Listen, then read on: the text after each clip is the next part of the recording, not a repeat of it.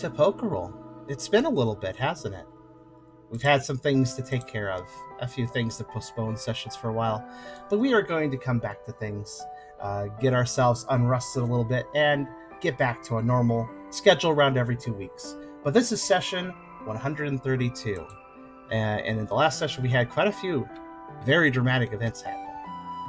As you might be able to, if you need a recap or if you have forgotten, we'll get to that in a bit, but you may notice already that Tucker has a bit of an avatar change if you weren't attended last session. But before we fully begin, before we get into everything, if you like the video, do think about giving it a like. If you haven't subscribed yet, you can think about doing that as well. But if you really want to help out, think about coming over to Twitch. We're trying to reach a partner, but of course need more viewers to do it. So if you want to come by with a lurk or a talk, think about doing so, because it does make a big difference, and honestly, we'd love to have you. And on that note, it has been such a long time since last session, but I notice our viewership very hyped for the session to come back. Thank you so much for everybody who's been dedicated and waiting patiently for us. I appreciate you guys coming by, and of course, we could always use more people, so come on over. Pokerole's fun, and the other stuff I do is fun too. We also have a pretty cool Discord community if you want to check that out. I have a Pokerole Discord as well for this game specifically. You can access off of it. I have a Coffee link if you want to help directly monetize my content, and I have a merch store if you want to buy some cool stuff. In addition, we of course have the Poke Pioneers Wiki, where you can get episode recaps faster without watching the videos if you want to speedrun a little bit, or just look at character bios and all that stuff. Links are all in the description, and you can check them out at your leisure. How is everybody on the table today, though? Pretty good, pretty good. Yippee!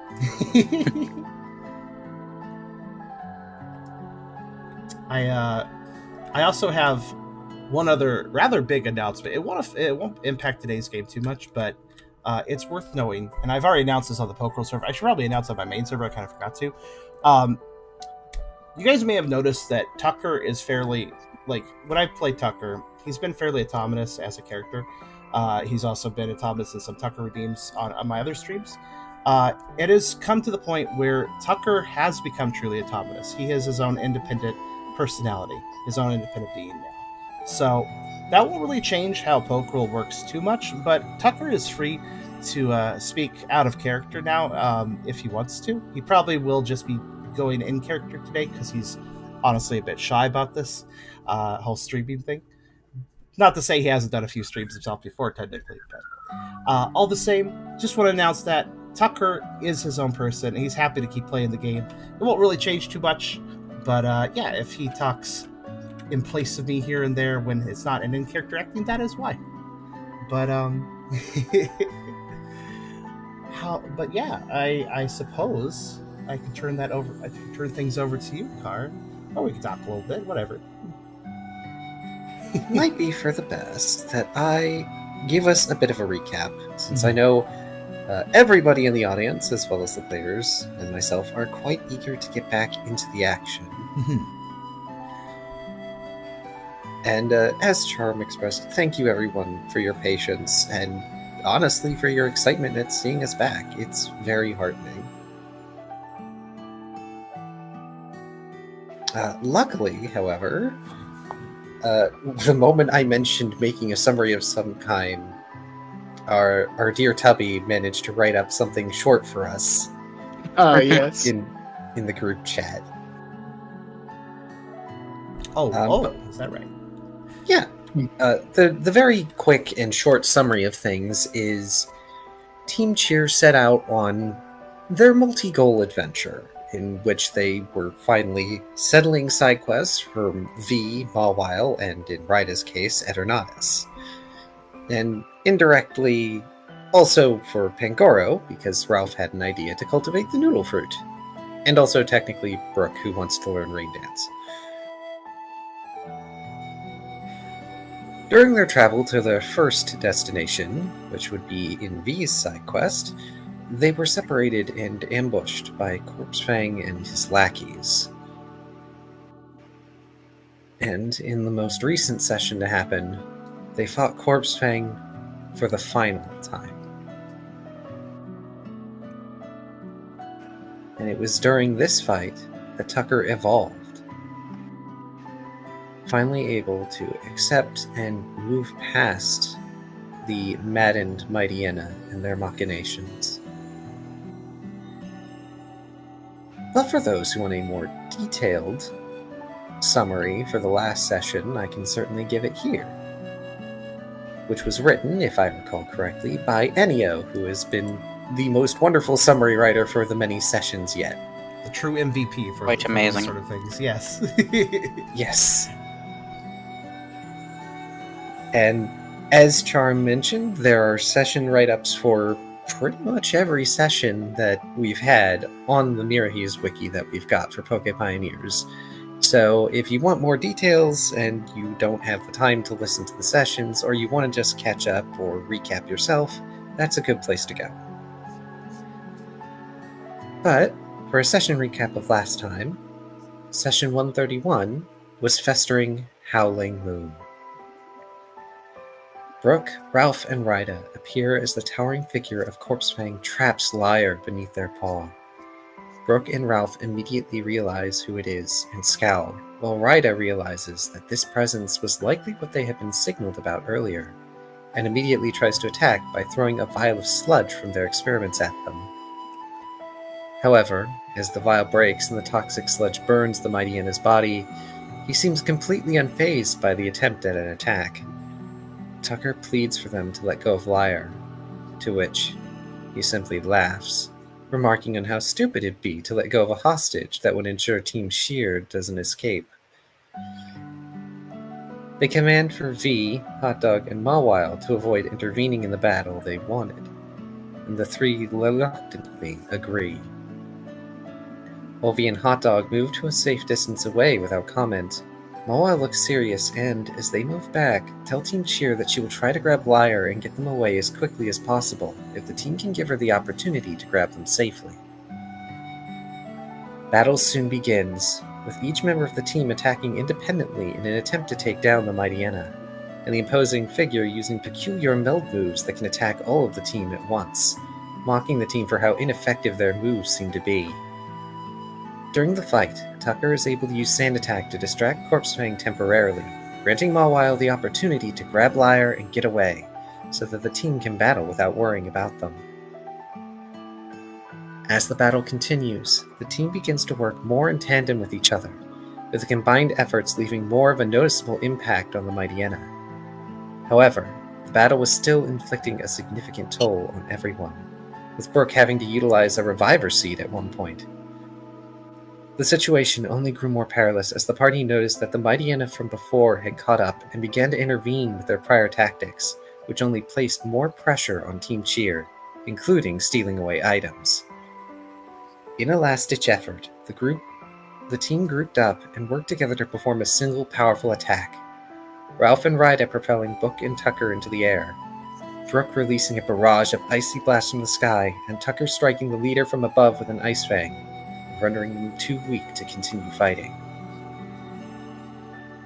As Corpse Fang lays on the ground, they look to Tucker and taunt him, ordering them to try and finish the job, unless they were too much of a coward to do it. Tucker looks down at the Mightyena and admits that they themselves were not wanting to be the one that dealt the killing blow. However, Tucker proclaims that Corpse Fang will be unable to go on hurting any more Pokemon anymore, calling their foul tactics and intimidation true weakness and cowardice as he evolves into a Mightyena. With some parting words, they step away to check on Lyre and the others, as they ask for Brooke, Ryder, and Ralph to finish the job in his stead, leaving Corpse Fang's final moments being him pitifully failing to get Tucker and the rest of Team Cheer to do as he says one final time. Once Corpse Fang is finished, his body is burnt upon the campfire. As it burns, Ryder senses that Eternatus is pleased that they exterminated the Mightyena, and they find the scythe Ryder had asked Blaze's assistance with making among the cindered remains. Tucker locates the others, who are initially confused but soon recognize him through his new form. He lets them know that Corpse Fang has been defeated, and they will probably be able to continue on their journey in the morning. Mawile apologizes for not doing more during that battle, knowing how Tucker was treated by Corpse Fang, but Tucker lets them know he's fine, and that he was glad to put this matter behind him. before wandering away to have some time alone and collect their thoughts. Ralph soon catches up to find Mawile and the others to bring them back to camp. Brooke sits in silence as he tends to his arm, feeling a small bit remorseful for having to kill another Pokemon as they sense the presence of augmentation helping to seal their open wounds, and then go to join Ryder in praying for the souls of the other Mightyena that were under Corpse Fang's command. I think it was augmentation specifically who did that. Was it? I don't believe so, but it's been a while. Yeah. It was kind of implied that it was the coat that was doing it, though. Yeah, I do believe it was probably the coat that was helping things along. Yeah, the coat had some properties. Has some special Brooks. properties after all. Brooke's magical coat.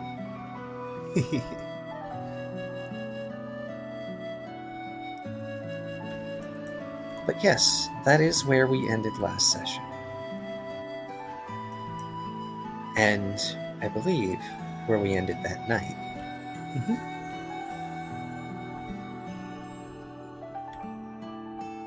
And what really quickly, Tucker wants to say, hello everyone. I didn't really give him a chance to speak because I was doing the intro a little too efficiently, I guess. But he does want to say hi to everyone. Hello, cute bean. Yes, the cutie. One big old Q, one big old T.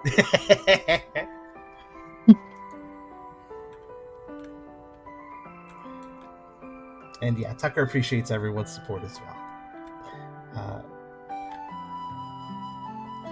If he does speak out of character in this or future sessions, we'll try to make that obvious. And if anybody wants to dress about out of character, just use a word of it.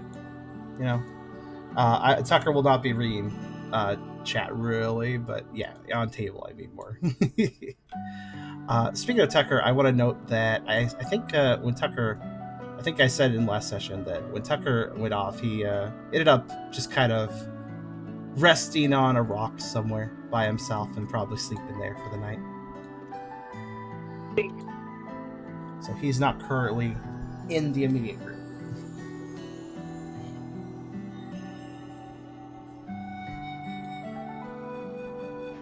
Well, given that we ended on a fade to black night after a fashion,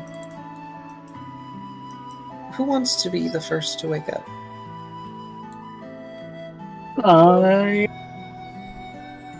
Do it. think I would, yeah. Or I'll let Tubby go, because I don't really have anything in mind. I don't particularly, but yeah, there is a lot on Ralph's plate. I mean, it's significantly lighter now, but it's still quite a few items on his checklist. Oh, actually, one thing. Because we rested, we recover HP, correct? Oh yeah, we didn't do Correct. that. Well, we fixed that. Yes, please recover your HP if you haven't already. Tucker would not be first up because he's Injury. actually he's faced a lot, so he's actually kind of not nervous right now, and also very tired from everything that happened. Evolution takes a lot out of you, probably. So. Oh, that's right. Did you get your free instinct point? Pepper, You're free what? Your free instinct point. Oh, bugger. I don't know if I did. I definitely did some stat changes, I recall. I don't know if I did the instinct, though. Well, I don't believe you did. It should have left you at 4. You're at 3. Your stat should be on the wiki. Oh, was that updated? Hang on. Instinct, at least, would probably be pretty easy to find. I could probably also just pop open an older video and take a look at it. It hasn't changed in a long time, so whatever it was like 2 sessions ago, that would answer that question. Updated session 119, and you had 3. Okay, so it should be 4.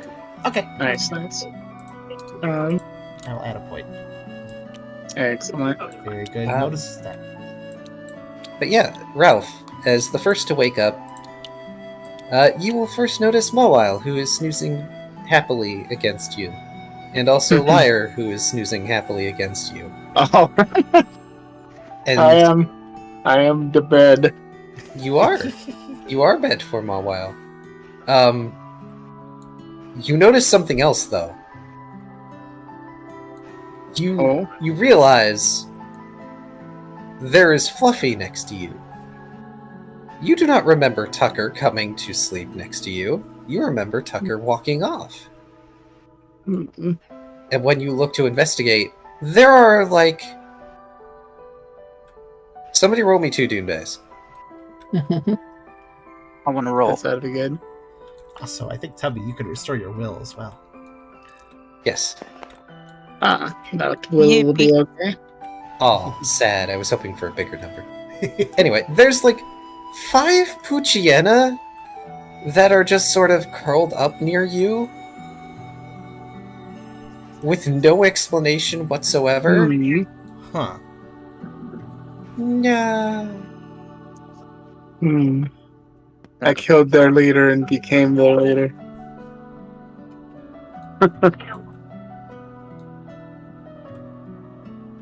Do I want to wake them? And they aren't all against one side either. They're just, like, close to you because you are big. Let's see, can I discern if they're formerly in the Corpse Fang pack? You can safely assume so, especially considering most of them have at least 1 or 2 scars that look like they were probably inflicted by another Poochyena or a Mightyena. Yeah, by the harsh structure of the pack.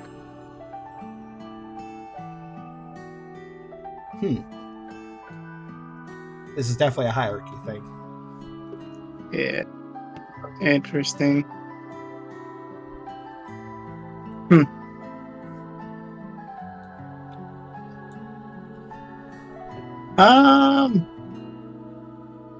I think I will wake him, ask him what's up.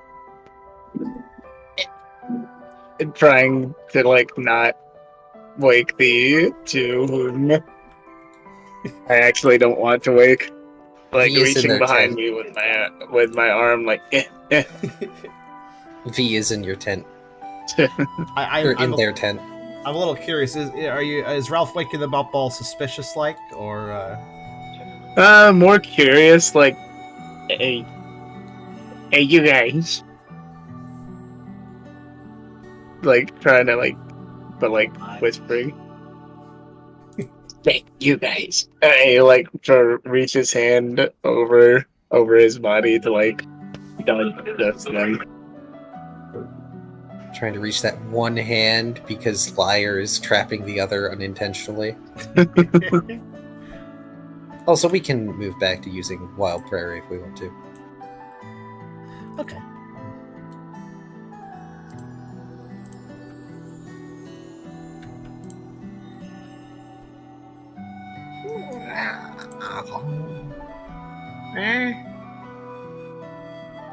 One of them just sort of lifts their head to look up at Ralph, but they've got their eyes closed because sleepy.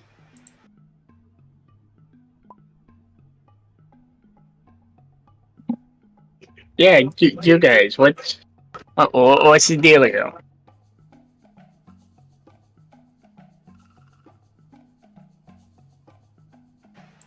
You guys got a thing,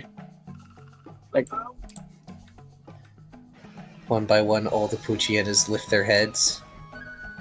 You remember there were a lot more Poochyenas around, so this is not very many of them. Where else are we going to go? Didn't your leadership structure account for your extraordinarily dangerous lifestyle, killing off your leader? You didn't have a backup plan?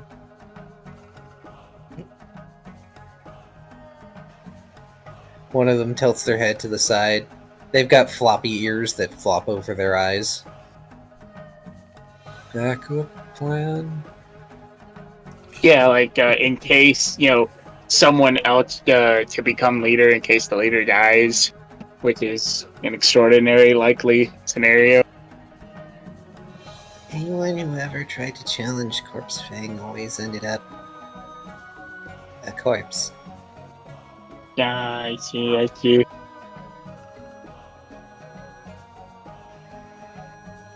And all the sub-leaders are gone too.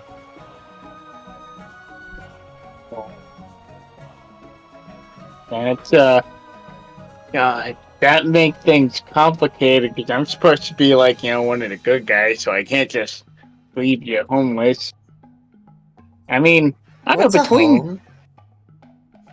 the place where you live. Oh.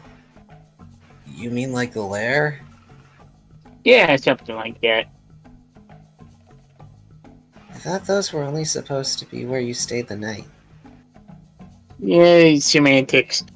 Anyway, I think, between the lot of you, you guys could stick together and probably make it, yeah? I mean, you might not be as safe, as,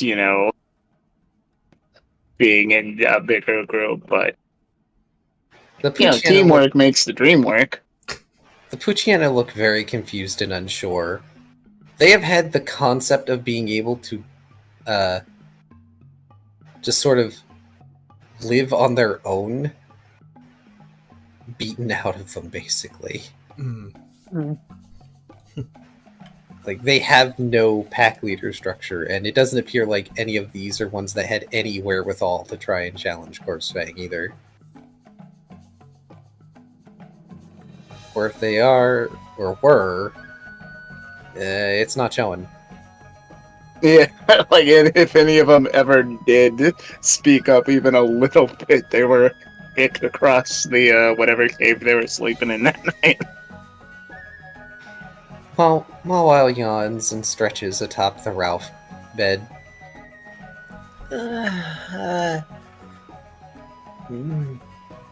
Ralph, who are you talking to? Yeah, we got a whole bunch of pets, all of a sudden. Nope.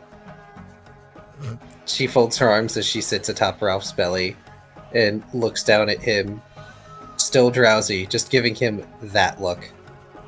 We are not taking them with us or taking them home. Okay, but theoretically, if they were to follow of their own accord. We're not keeping them.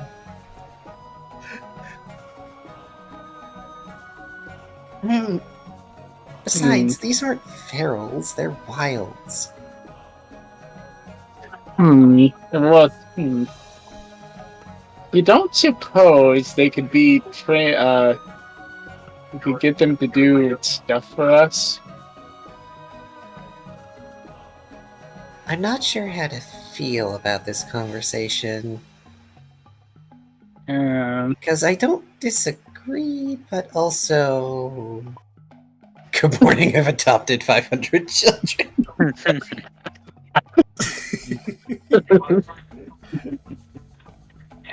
Oh, gosh. Yeah, I was, telling them, they could probably make it on their own. I mean, there's a bunch of them. Mawile looks over at the Poochyena, who are all just sort of looking up at her. She makes a shooing motion. They don't go anywhere. She shrugs. Well, I tried.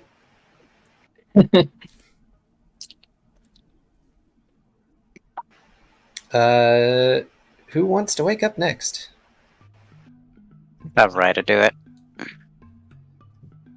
Ryder, there are people talking. Why are they talking? It's early.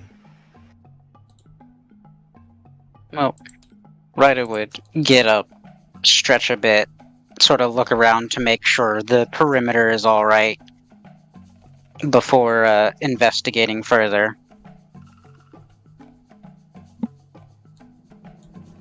Perimeter seems secure.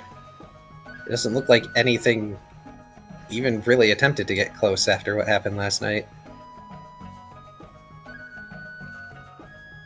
Then after that, Ryder's next thing for attention would be to check on Lyre. Naturally.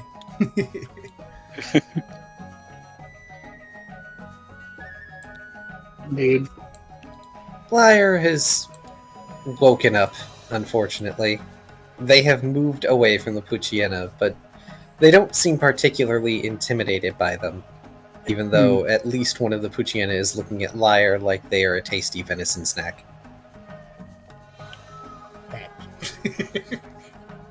You wanna try it? Don't do that around Yeah, don't even think about it, or yeah.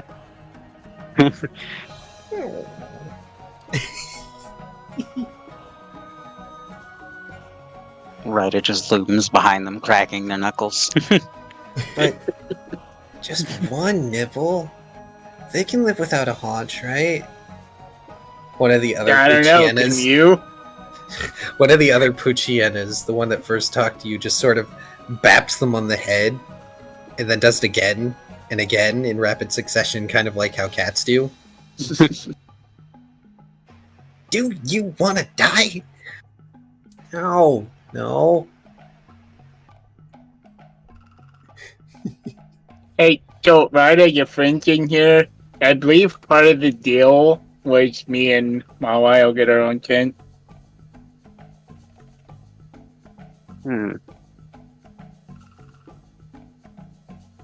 Ryder Sorry. is just processing the fact that there are Poochyena in the tent now. Sorry about that, Ralph. Lyre and I were kind of a package deal last night. Yeah, fair enough.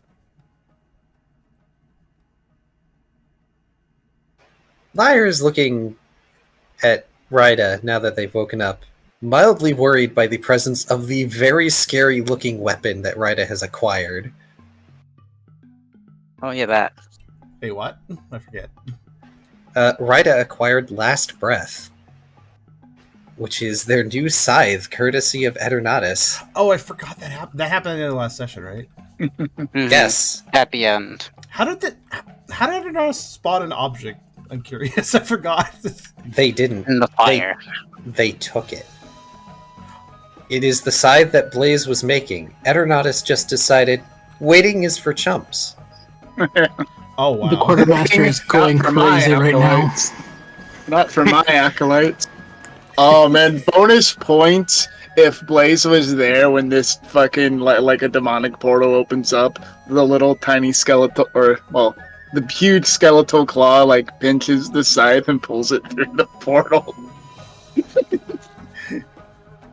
It is kind of notable that Anarchs can indeed like transfer an item though like that. Makes sense though, considering we have seen him thinking with portals before. It helps that it's made from the stuff of their servants. Certainly does. That creates an easier draw, I imagine. But yeah, Ryder does their best to try to assure Lyre, like, it's okay. Like, trying to put it away and not be too, like, flashy with it. Like, it's alright. It's okay, I'm not gonna wield this all the time I'm awake. Like, I have not come to reap your immortal soul. Yet. Oh, dude, that would be the twist. Lyre is actually a super evil mastermind, and we have to reap his soul at the end. no. It's the final boss. I disagree with this twist. Look, as nonsensical twists go, that would maybe be amusing, No, don't you dare. but also not the twist. That Anyway, signifies there is a twist. Damn. Well, I knew that much, probably. I believe that it's about time for Brooke and Tucker to start waking up soonish, as the others are currently pondering what to do with the Poochyena that have decided that they are here. Does Brooke want to add to the scene that's currently going on, or should Tucker have a moment?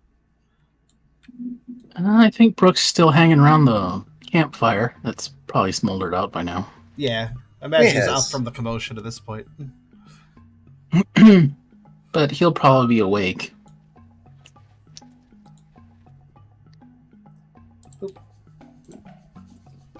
I don't think he'll join in just yet. Okay. Just the others are awake. I don't feel like dealing with them yet. All right then. Because everyone is still sore from yesterday. Especially Tucker, given they just went through an enormous growth spurt. Yes, that may have been a bit achy and such too. Tucker kind of stretches. He basically found a slight vantage point in the fields, sort of a flat rock to rest on for the evening. So he kind of stretches out on it. Stretches.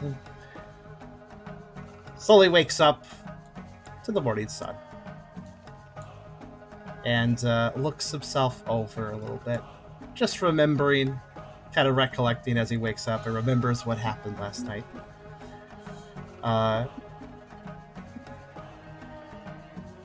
Since he is alone, there's nothing he says about it.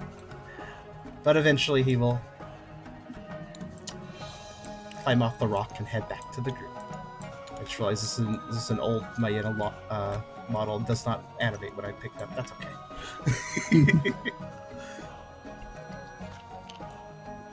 And when he gets to the campsite,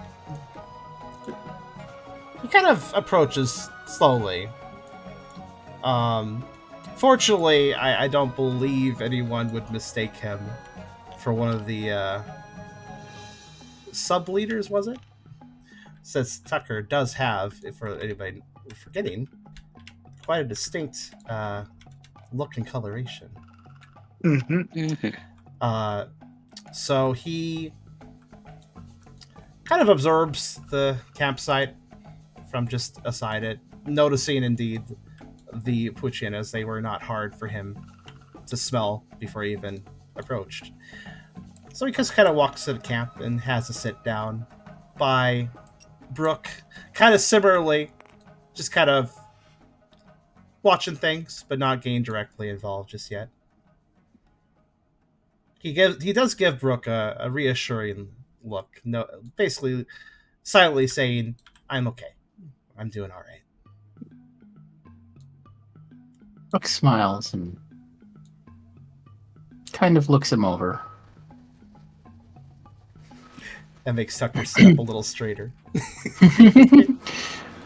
Perhaps a bit proudly, even.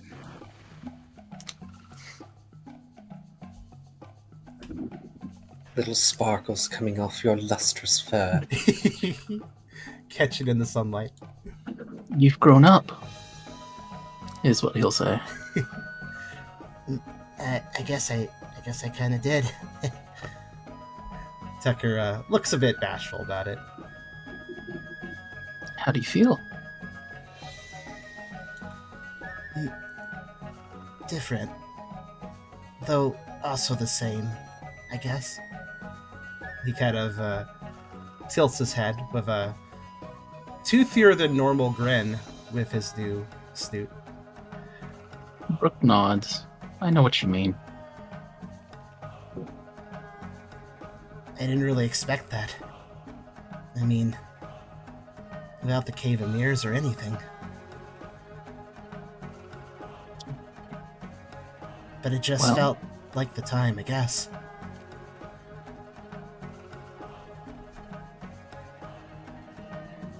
I don't think most Pokemon use the Cave of Mirrors.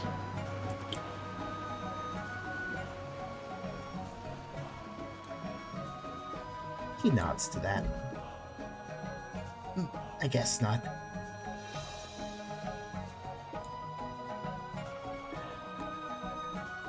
He seems to think for a moment.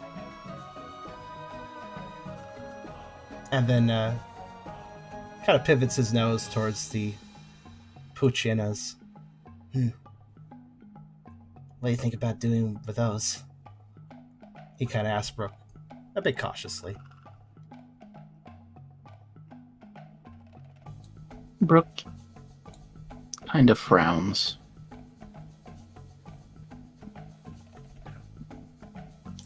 There's really nothing we can do about them. Savantown can't support them, so we can't bring them there. They're just gonna have to find their own way, like the Salandits did. Tucker nods slowly. Kind of nodding to information he kind of already knew. Kind of a shame that they had to turn out this way. But I guess that's the way of the wild sometimes.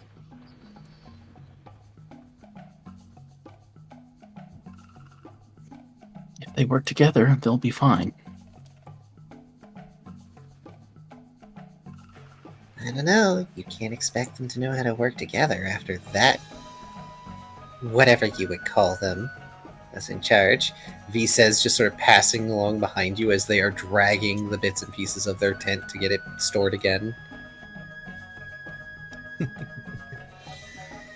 Not trying to eavesdrop, of course. But, I wouldn't trust him in the cafe. Brooke hums. Yeah, you've got a point.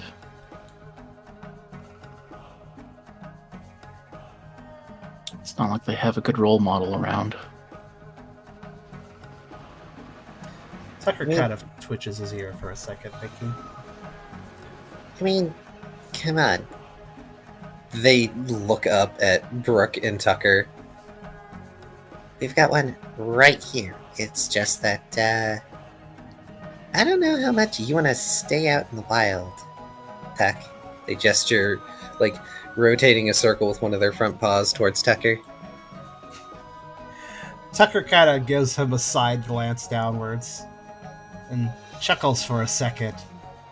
Not only to the comment, but to realizing he's looking quite a bit down at V at this point, which is kind of a new feeling. Well, I think we're all in a bit of a hurry right now, but maybe I could give them a few lessons on our way back or something. If I can run into them again then. Nothing's stopping them from following us until we reach the edge of the prairie. If they want to, I could keep them in line, I think. I mean, I'm not exactly used to being a pack leader or anything, but... He kind of grimaces for a second. I imagine I could do a better job than Corpse Fang. The bar does not seem that high, no. Hi? The bar was in the ground. Yeah, the bar was buried in the backyard. Look at them. I know next to nothing about this awful creature, and I can tell. Take it from someone who's a boss. Like, an employer boss, not... You know what I mean. And usually a fairly good one, says Tucker offhandedly, with a small smirk. Thank you. They pause, just that ... behind them. Wait a minute. What do you mean, usually? Most often, but not always. He rattles off a Webster version of usual. I know what usually means. Smart Alec. Listen, Tuck. Being a leader is a lot of responsibility. You don't need to feel responsible for these pups. Tucker sort of gives Brooke a long glance before giving a soft smile. I know. What happened, happened. And it sucks what Corpse Fang did. Not only to his victims, but to his pack. I know that firsthand. But unfortunately, sometimes bad people have bad effects, right? All the same, at least while we're traveling through the prairie, I can give them a few tips. and at least point them on the right path, so they don't just repeat what Corpse Fang did. Somehow I doubt they will. I But have there's a always brilliant chance. idea. I doubt they'd ever be as bad as him, but they You do never need to be know. taught a few manners even out here in the wild. So, about how many of them are there? There's around about There's 4 or like 5 of them? There's 5. Okay. I've got a brilliant idea. Yeah, so Ralph, his face lights up with the brilliant idea. He counts them, like he silently counts them, moving his finger. He's like, I've got it. Guys, how would you guys like to be a team like us and do good? They all give Ralph a blank stare. You guys could be a rescue team like we are, or a pioneer team, and go around doing good and helping other Pokemons. I mean, maybe you're not strong enough to take on the toughest jobs, but you'll get there.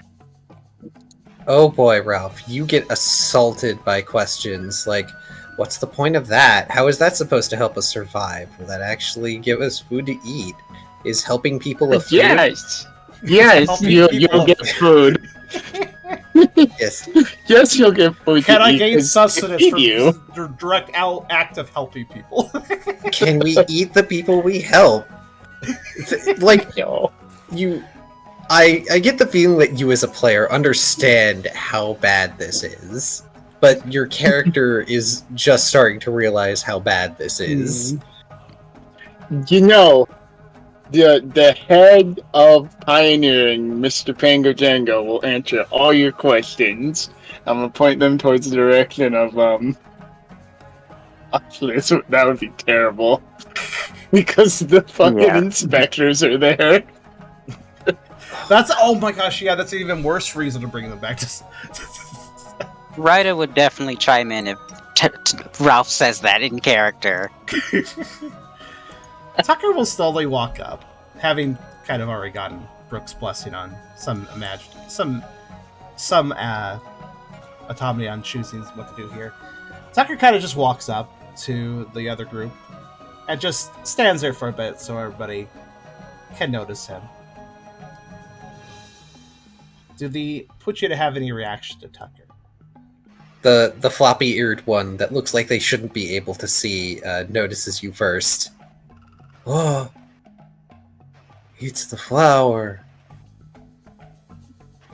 What do you mean flower? What flower? Oh, it's them! Tail wagging. They all sort of gravitate closer to Tucker and leave Ralph. Immediately not listening to Ralph anymore. That's probably a good thing. Ralph, you could have been in the middle of something important and they would have stopped listening. Tucker kind of speaks under his breath. The flower, huh? And he looks up to Ralph. I don't think Pango Django would be appreciative of bringing even more dark types in, especially ones with checkered past. We already did that once, remember? Yeah, and that one turned out alright. I want to go for 2 for 2. Somehow, yeah. I doubt this'll work out as well as Blizzard did. Yeah. Tucker looks down at the Poochyena now gravitate around him and expresses, nah, these guys aren't really wired for exploring, I think. They're wilds, and they do need some lessons. He does gives them all a very pointed look, so they know that he means that. Lessons. We know how to hunt for ourselves, mostly. But there's not going to be anyone to protect us from the stronger Pokemon. Listen, guys. I don't exactly have the ability to be your pack leader or anything, but I can give you a little bit of help, make you more self-sufficient, at least while we're traveling. And he gives them all a distinct glare for a moment to make sure they really pay attention to this. There's a difference between hunting and killing for sport. Corpse Fang did the latter, and you're not going to be doing that. Oh, we don't want to do that. All of them just sort of shake their heads. They look a bit sullen. We lost a lot of friends. We don't want to be like that. That's why we didn't run away. See, guys, I told you they'd be nice. If we're nice too. It just feels weird. Especially after we were just fighting them last night. Sorry for kicking up sand in your eyes, by the way. As they look up at Ralph, because I remember distinctly, like, Ralph or somebody had sand attack set against them by a Poochie pack. Tucker nods. Oh, sorry. Go ahead. I've had worse. Yeah, he's like, nah, I had worse. Tucker nods and acknowledges what the Poochyena are saying. That's good. Even with Corpse Fang, you guys still have some morals. It's good to see that. Alright. Listen up. Tucker does not do that aggressively, but a Mai is a Mai after all. They all sort of sit at attention. It is magical how they all do that, and they're lined up. Cute. Tucker expresses, you guys are going to have to be traveling with us. You're going to have to hunt your own food. We don't have a ton of rations. And I'll give you pointers while we're doing this. We have places to go and time limits to meet, but I'll help you as much as we can while we're in Wild Prairie. And we'll be making a return trip, and I can help you some more then. Just keep your noses up for my scent, I guess. Sound good?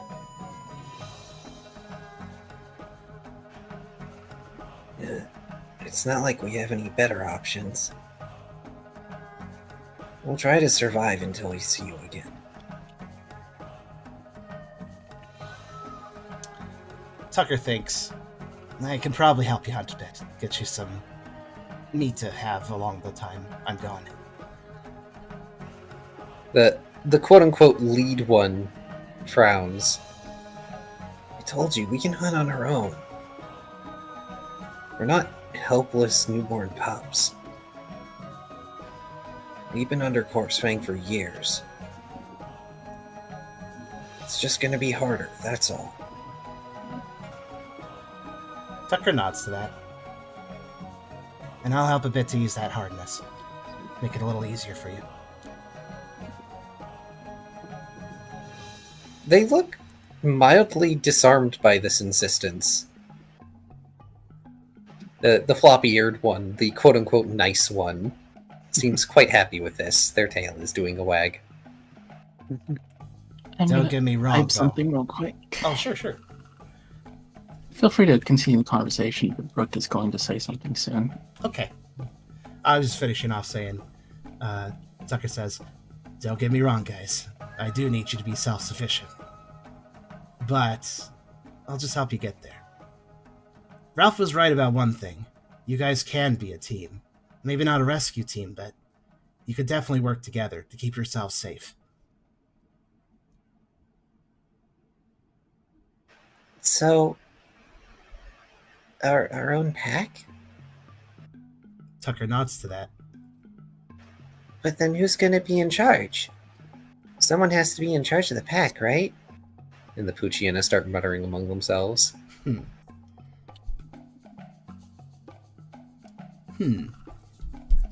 Ryder's just going to step up. You, the one who spoke, you will be in charge. Me? We don't need this to be a whole conversation. You can be in charge. If everyone has a problem with that, they can fight you for it. I don't want to fight anyone! Then you shall be leader without worry.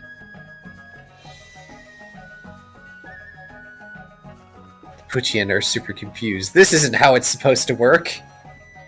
But somebody has been declared leader. So they're gonna follow it, they guess?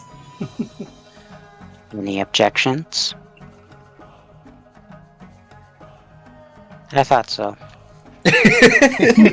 they just look so confused. Tucker nods to Ryder's advice and adds, "Hey, it's not like you guys can't have roles. We can all figure out what you're best at and work together with those abilities."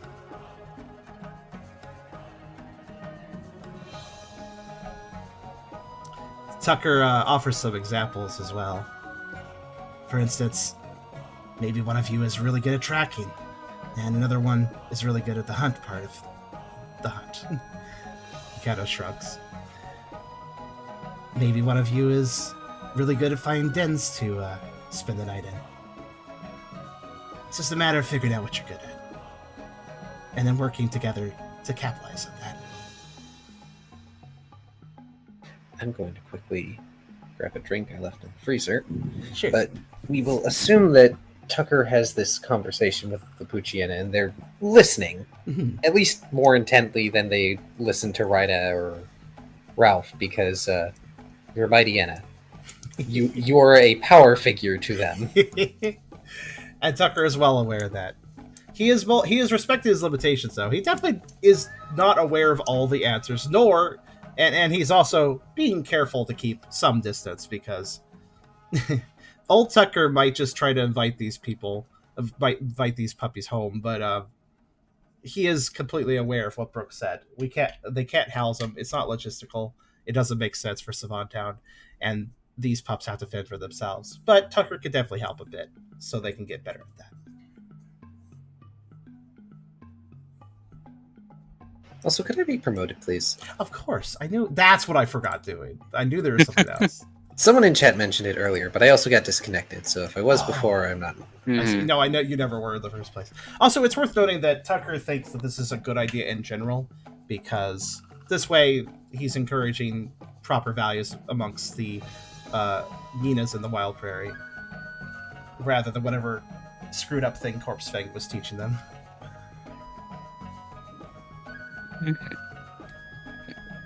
Which is good for the entire prairie.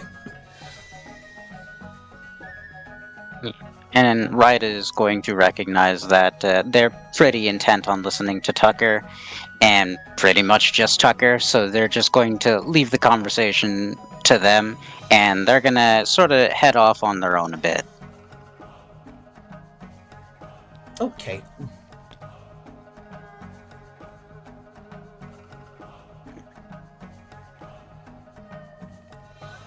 And I know that, in addition to Carr having a bit of a break, I know that Brooke had something to do. So I will curb any further things with Tucker right now. Tucker, sorry if there's too much dialogue over here. Tucker is enjoying getting back into the game. Understandable. It's quite alright. I only need to go grab a drink. That's right. Hot Dog, by the way, is currently being used as V's pack mule for certain things. Of course. Hot Dog has been side-eyeing the Poochyena like, don't want to touch this situation. He's not ready to be a dad to adult children.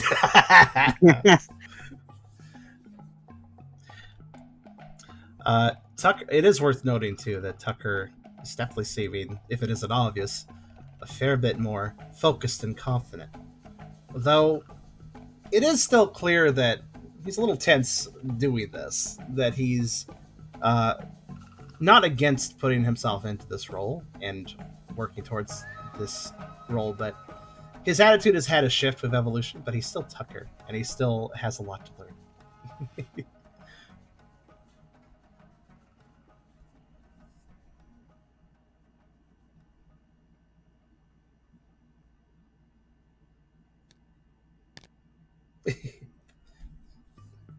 Tucker appreciates that wolf page.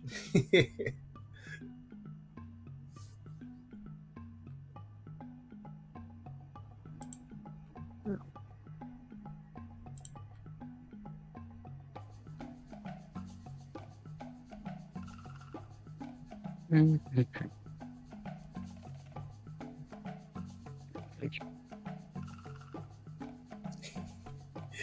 that in the chat a little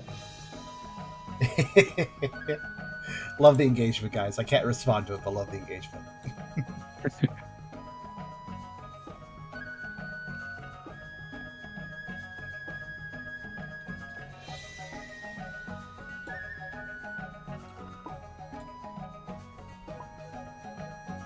I'll read that when Car's back. I'm here. Oh, hello. Welcome back. Brooke will walk up. Listen, you're not the only pooches out there. There are a lot of pups out there who may not be as self-sufficient as you. Someone's going to have to gather them back together and make sure they don't get into trouble. You need someone to rally around and be a beacon of hope for the future. Tucker can't do it, so you all have the opportunity to be that for them. What Tucker can show you is how. Tucker nods to that.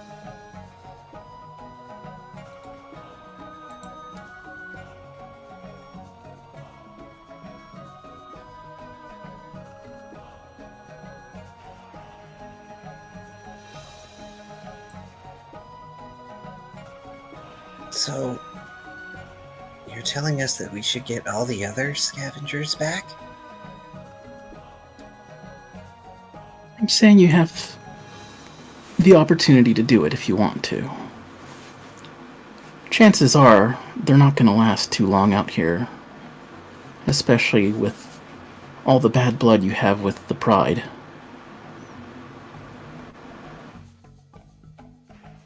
The Poochyena growl a bit when you mention the Pride. Them always taking all the good hunting.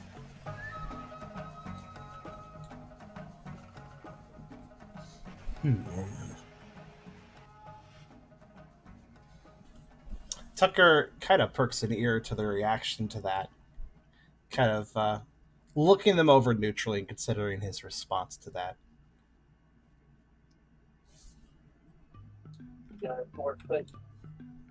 After a moment of thought, Tucker will say, "Hey now, we know the Pride.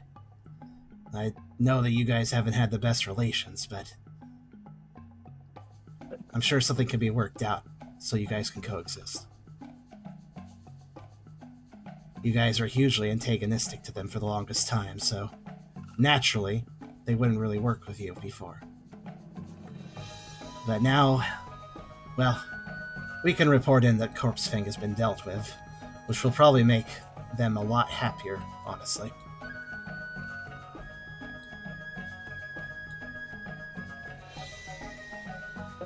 Mawile rubs her chin. Now that you mention it, they probably had issues with the Shadow Scavengers because of Corpse Fang's activities. If I recall right, they weren't just hunting in the Pride's territory, they were extorting people. Pokemon. Even pioneers like yourselves. And given the relationship the Pride has with the pioneers, that probably put the Scavengers on their radar. Scattered as they are now, they're probably not more than nuisances. Hey, who are you calling a nuisance? What's a nuisance?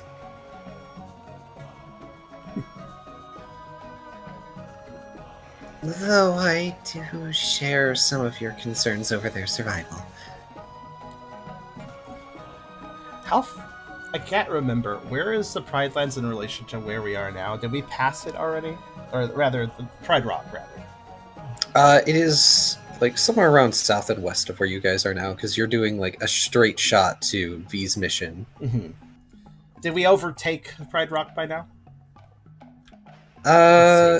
If you haven't, you're probably close to like hang on. Like around there, maybe? Okay. Alright. Tucker will kind of give Brooke a bit of a glance to the side. Kind of a... Basically, he's going to speak and also kind of check with Brooke as he does so. Mm-hmm.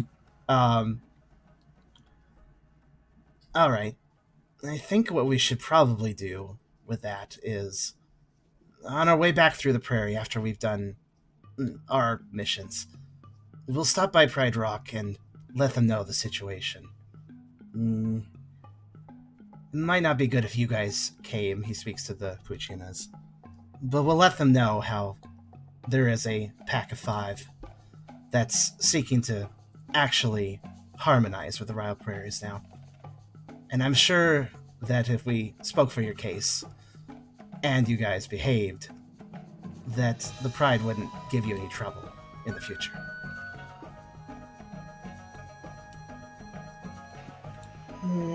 I doubt it, but we don't have any other options. Like I said.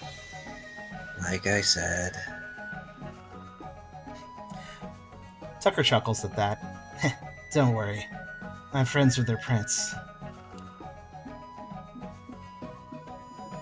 Meanwhile, off away from the rock, Zeal sneezes.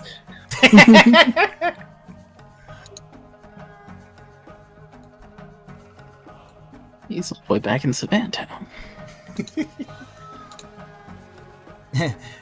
Tucker finishes his statement by saying, if there's one thing I know about the prince, is that he's not prejudiced towards Poochyenas. I mean, I was one after all.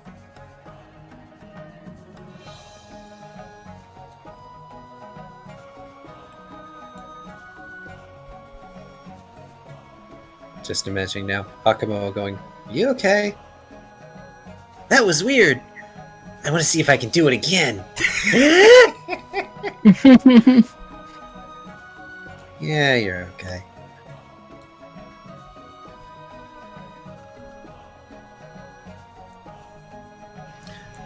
Tucker kind of looks towards Brooke. Who knows, maybe Zill could even help him out a bit. He's got plenty of energy.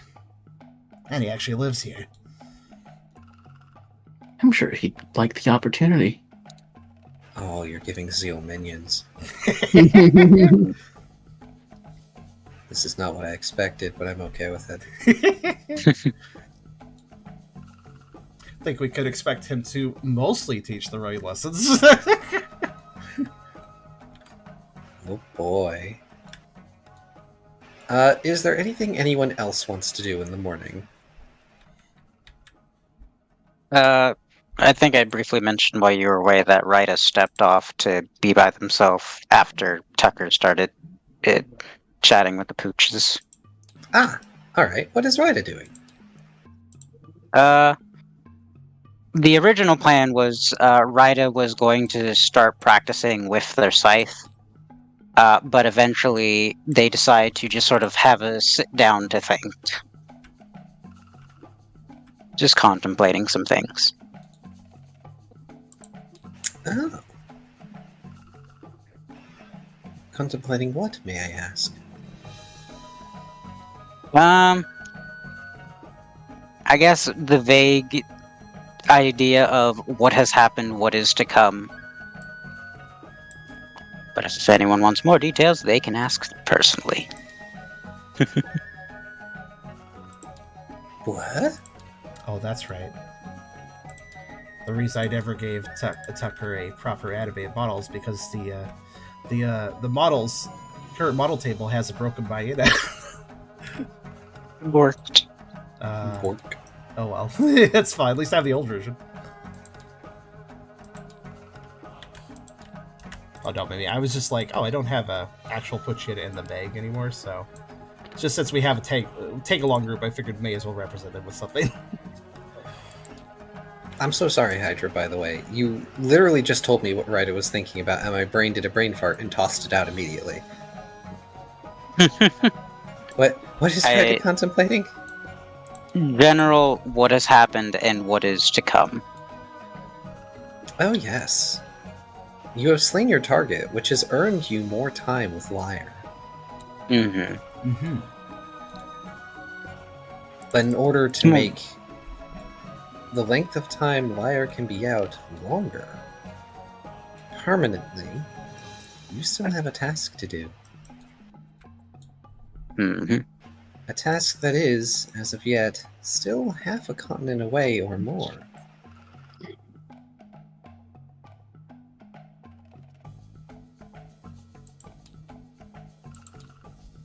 Oh, geez. What was that task? I've flanked it a little bit. Or was Aeronautics. that Get a gem. Aeronautics Oh. wants a gem of specific shape and composition. And it's not present on this continent, is what that application says. He Interesting. wants the Pink Panther. No, it's on the continent, but you guys aren't exactly half the continent away. It's gonna take you some traveling. I see. Oh, wait, right. The map has it, actually. Mhm. Yes. We're using the map. We're using the map. Wow.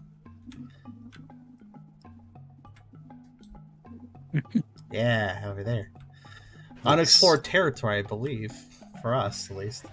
Yep. For you all, it certainly is. Also, I'm gonna try something.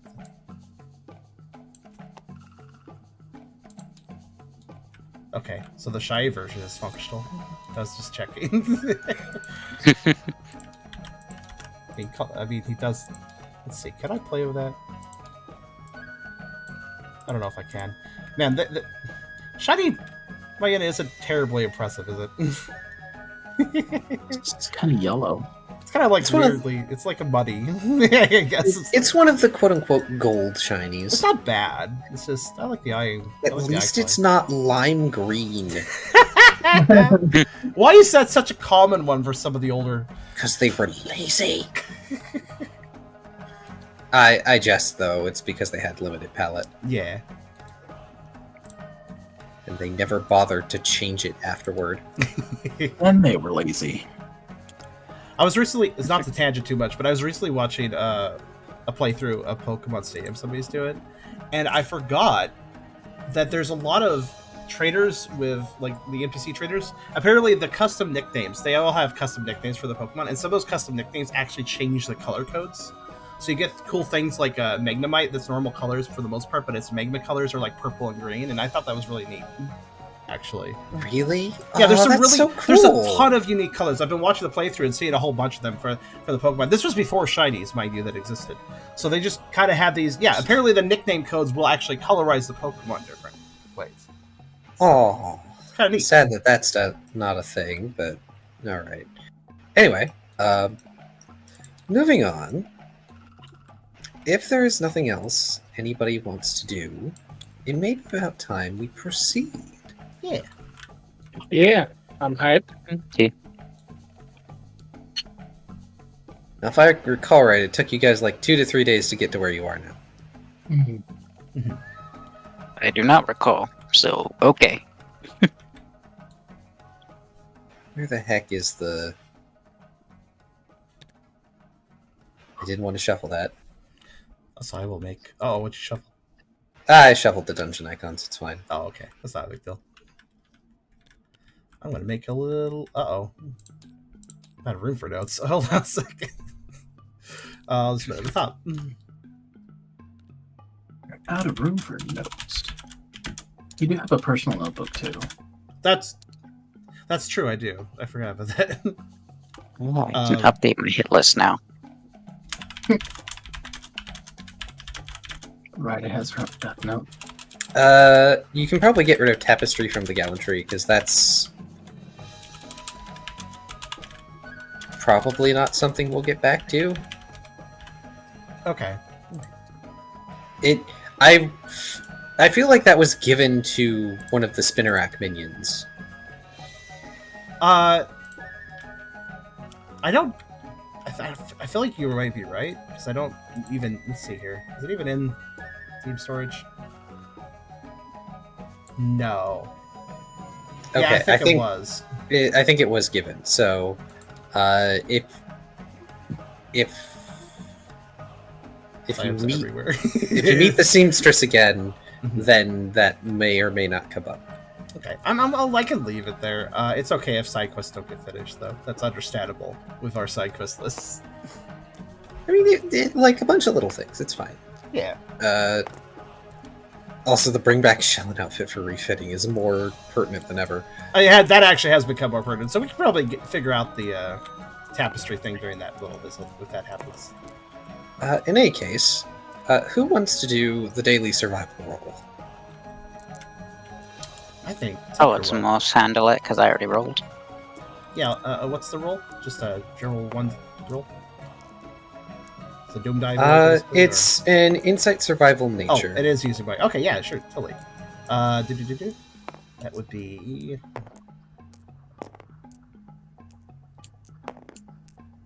You're distracting me because you're rolling. I'm like, is somebody else doing it? That's a lot of ones. That's a lot of ones. Oh. All right. So you don't get terribly far today, but you're also adjusting to the fact that you've got 5 extra Pokemon with you. This was not the plan. Tucker is probably focused a bit on them a little bit. It's probably why he's not doing the best roll. You are focused on them and trying to teach them the right thing. While also trying to keep a good travel pace at the same time. At least it's practice for the daycare. Also, a quick thing. There's something in the middle of my sheet I just noticed. Yes, there is. What's this then? You've earned a title. Flower that blooms in shadow. In darkness, all non-dark type moves receive +1 accuracy. Fang moves lose their accuracy penalty. Okay. Well, so that's new. is this a passive buff? Yes. Oh. Riley earned a title way before the rest of you. Oh, he did. I forgot about that. Except The for I didn't title realize of it was a Fear passive. Eater. Oh. I mean, wait, maybe okay. Maybe I don't remember. Did that also have a passive effect? Well, he earned it well under the influence of Tiber. Oh, that makes sense.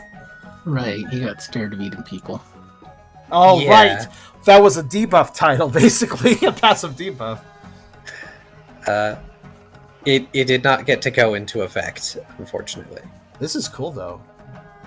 I did not realize that we would be doing title. That's cool, actually. I like the idea of title. I haven't had the actually chance. also earned a title earlier, too. Did you? Yes. Yeah. I don't think it was ever announced, though. Oh, you need it. I forget what title you earned. Ghost Eater. Oh, yes, that is correct. And I don't believe we formally introduced what that does. Oh, here, let me put that a card for you, too, I guess. And we'll just rename it and stuff.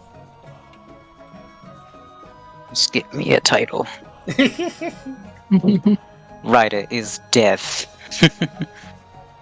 It's not the name of the title. That's quite a metal title name. Has become death. No, probably not. Just like thinking about Up it. and right out. All non-dark boosts. That's really cool, actually. Fang moves lose their accuracy. I just realized how big that is, actually. Fang moves losing their accuracy penalty synergizes very well with the way Tucker is, well, learning moves. Thank you for that. Gonna have to remember to apply that effect at night or in darkness. You definitely need a way to create darkness now.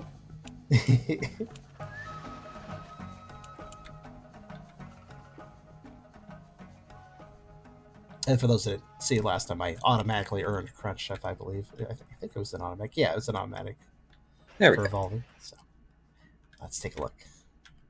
Go see A that. very specific title. +1 accuracy and damage versus ghost type targets. Moves regardless of type can hit ghost type Pokemon. That last one's pretty big. I can punch ghosts. You can now superpower against ghosts. Oh, that's really tricky because some of them might not even try to dodge. They wouldn't, because they're like, haha, that's a normal or a fighting move. You're stupid. Gets clocked in the face. What? Also means Tucker doesn't have to waste a move odor sleuthing necessarily. Ah. That's right, it's like a free odor sleuth. Yeah. And then we never encountered another ghost again. Yeah, you earned that a while ago. I just forgot about applying that. I'm sorry. It's okay. I just now remembered it because of Tucker's. Yeah, it's like, oh wait, yeah, you're a ghost eater.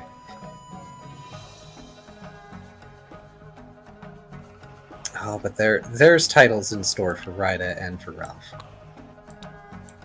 Ooh. Let me lock that so it's not excellently grabbed. Oh, it is already locked. Okay. All right. Next day's survival roll then. I'll do it. Next. All right, insight, survival, nature, please. Well, this is going to be a banger roll, I already know. Is it? Oh, well, yeah, it's double mine. It's not the curse of 2. Yeah. Yippee! We banished that. We have the blessing of 3. Well, as you proceed through the wild prairie, you all are starting to remember the sort of awe you had months ago when you were traveling through the prairie initially about how wide this zone is. And you see on your trek like a number of various feral or potentially wild Pokemon just going about their business. They don't really pay you any mind. You all are a big enough group that messing with you is a terrible idea. You know, you occasionally see various outcroppings of stones, an oasis or two on your walk. Ralph finds another noodle fruit. Oh yeah. Of I mean, the course. more the better. How many do you have? Do you in have your noodle inventory? fruit in here? Where's your noodle fruit? Where are they? They have to be here somewhere. Oh wait, they're not. Pretty sure. You had noodle fruit before? Yes, I'm pretty sure you did. Yeah, I'm pretty sure I had it. Hey, you had after- noodle fruit. Hang on. Okay, we'll make you a noodle fruit card. You had noodle fruit. What happened to the noodle fruit? Did he eat it? No, I wouldn't have. No, because, like, you collected the seeds and stuff. I totally remember him. Yeah, he totally got noodle fruit. Yeah. Like last set. I think last. Was Yeah. it a card, or was it just something you sort of just said existed? Maybe Well, it was something I just said. I think it's fair to make it a card now though, because he's very much banking on noodle fruit now. Yeah. Yeah, like, So, noodle I feel- fruit X3. How much- X3 of them. You had 3 before. I had 2, I think, before. I think I just had 2. Okay. Yeah, you had If I 2. found another, What but now I have 3. Okay. There you go. 3 cards. What happened? I could swear I gave you a card. Yeah, I thought so too, but yeah. It noodled away. It's all right though. We could just refeed Yeah. that. Yeah, I'm thinking this is the way to go. Yeah, because they've been spinning their wheels trying to cultivate stuff that's not native when it's so obvious. Cultivate the food that is native. Question is though, wasn't noodle fruit something that only Ralph liked to eat, or I It- guess maybe you could make it dishes that would work. Yeah, It's a squash, so yeah, like, it's edible. And I imagine it's loosely inspired off of the real life spaghetti squash. Which is, yeah, we very discussed tasty. that. It is. Yeah. And No, besides, that's a fair- after it's been cultivated for, say, a dozen or so generations, it will become better and better. That's pretty smart though, actually, because they may have not thought of that, of trying a native cultivation, especially for something not assuming like a squash. What likely happened, as Ralph may be able to theorize, is that pioneers may have come across it and they just thought it was like awful, slimy, semi-non-edible. Because most Pokemon are used to eating things like berries or meat and occasionally salad or sunlight. Yeah. Also, semi-non-edible is how I would define squash IRL, but like it's good. It's a good nutrition source. It is. So yeah, you do acquire another noodle fruit. Brooke, in particular, aside from the random little side things that occur as is normal for days and travel, you notice a small squad of what are they called?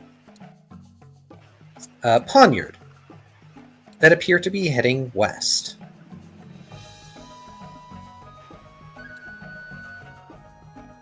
You only really notice them because, well, they're short in the tall grasses, but you only really notice them because what appears to be a messenger stops the squad briefly, having cut down the grass to get to them, and then the squad immediately changes course, heading northwest.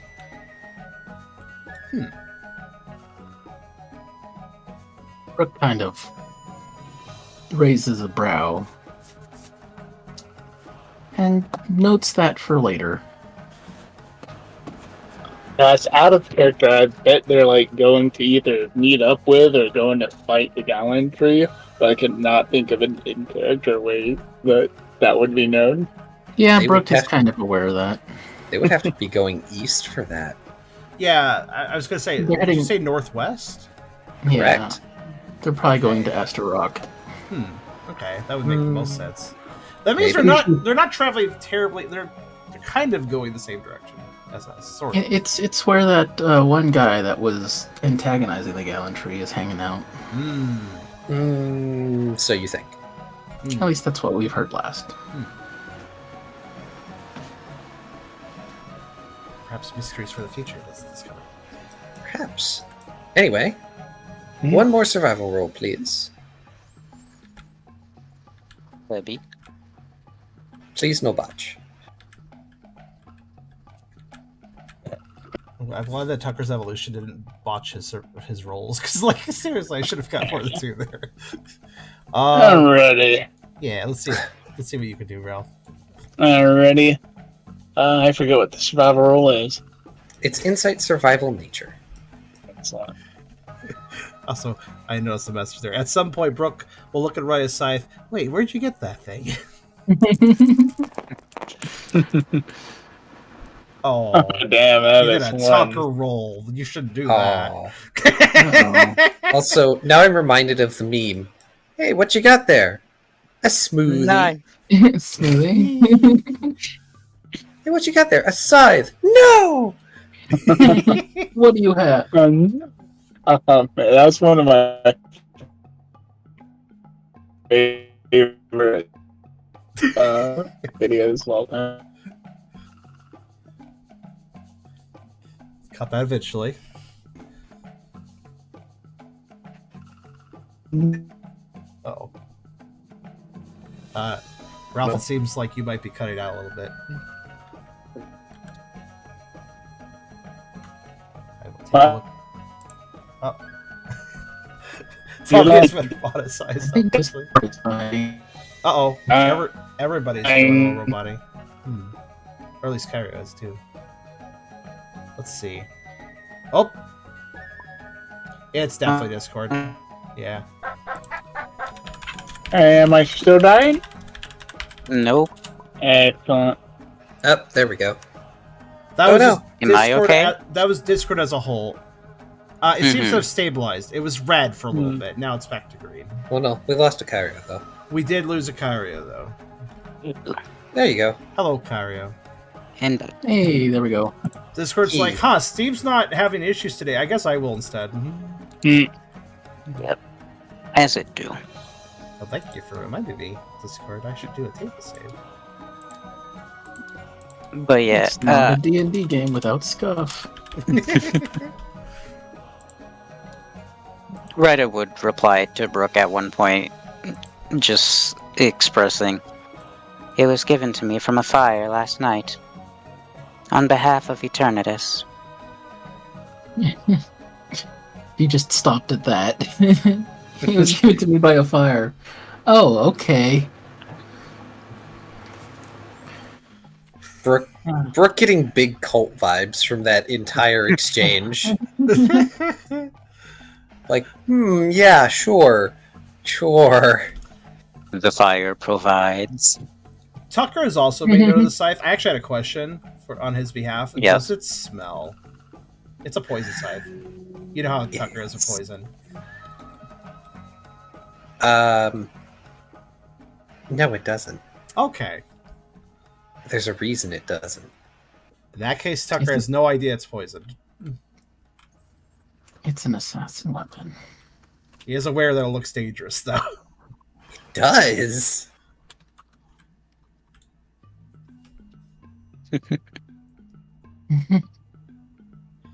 Also, I guess I'll flavor text to say that the way Tucker is basically treating the Poochyenas as they go is they say that they can hunt on their own, so he basically does a few tests of that to make sure that they actually know how to do proper, responsible hunting, basically. Which is kind of cute in a way because Zill was the one that teach him. Now he's teaching others. So, yeah, proper wild hunting. So, do they actually know how to hunt, or were they just talking about it? No, they know how to hunt. Ah, that's good. That makes Tucker's life a little easier as far as trading goes, because it's less about the hunting and more about the coordination.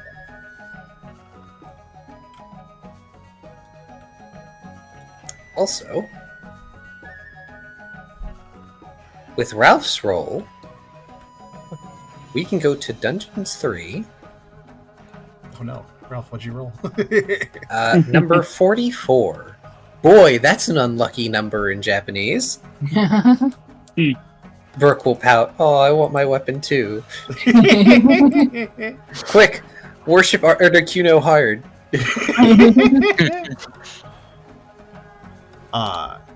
Okay, cool. Whoa, that's loud. Yeah, turn down the volume quick. 344? Okay. Oh yeah, okay, warning, thank you for the warning. Let's turn that down. Apologies that I cannot audio balance all the music. No, it's okay. Yes. That's what the volume control on the pad is. Yep.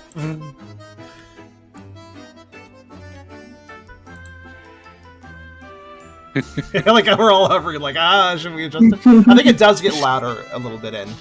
It does. Yeah. So I have mine at like 25%. I just gotta wait to make sure it balances well with your guys' voices. Interesting words, so you can audio balance correctly. Otherwise, it would be pointless, and you wouldn't be able to tell because no one is talking at the time that you're trying to auto balance. That is true. Thank you for that. I think that's good. Indeed. Chat, let me know if it's too loud, but I think it's good. Yes. Also, Hated, you are the closest to being correct. Oh, interesting. It might as well be, but each form does not really have anything special aside from one of them has reach. Reach is a very good thing. Yes, it is. And if I recall, based on the design I pitched to Hydra at one point, there is a way for them to slot their orb in it. Oh, it has to be there. Potentially? I don't recall. That could just be me forgetting, though. I may be misremembering too. But you'll see when you wield it. Cool. But yes, Ralph takes lead on this day, and is among the first to see the estate. Ooh. It's an old thing, and by V's description, was the project of some well-to-do Pokemon family that thought they could bring civilization to the Plains continent. All the way out here. Basically on their own, except, like, with servants. And it didn't work out, so they left. Which is, different from the muted Glade Mansion, which is full of ghosts that didn't leave. Nice pitch. It's abandoned, a derelict of an age of foolishness and ignorance, yet not so truly ancient as to be a ruin. As you get closer, you see a sprawling courtyard, an overgrown garden, and, well, a main building of sorts, somewhat decrepit and overgrown with vines. Some would call its appearance haunting. And perhaps there's more there that can't yet be seen from the outside. Okay. This is the place. They smile. That award-winning V smile as they stand before what looks to have at one point been a nice wrought iron gate. One of the bars from the iron gate falls over with a creak and a clatter. The Poochyena just all startle behind the group and growl. Oh, come on. Well, enjoying your home. See ya. Turn the left way. Don't you even think about leaving, Ralph, or you're not getting paid. I kid. Uh-huh. Sure, smart guy. Tucker also winces when the gate falls over. Is the gate locked? No. It's fallen One over. of- I think we're good. One of the gate doors is on the ground already. The other one has like 3 bars missing now that one of them has fallen. I like to imagine Ralph watches this gate just flat fall to the ground entirely, then walks over to its latch on the ground, crouches down over it, and is like, this might be locked. I'm not sure. Like, It's a very Ralphie troll. Mm-hmm. Oh, God. This floor looks like floor. For shits and giggles, I should kick the door over at like I'm opening it. also, I see Brooke said, let's hope it's less haunted than the last match we've had. And Tucker would respond to that with, I don't think that's very hard at this point, given the last time. Though he does kind of survey the building and look through the windows from a distance, see if there's anything going on. The way the estate is laid out, it's sort of set upon a hill of sorts, with the main building at the top. The courtyard and gardens sort of sprawl down the hill, though it looks like there's also more area up there that's somewhat walled off. A lot of overgrown plants around here.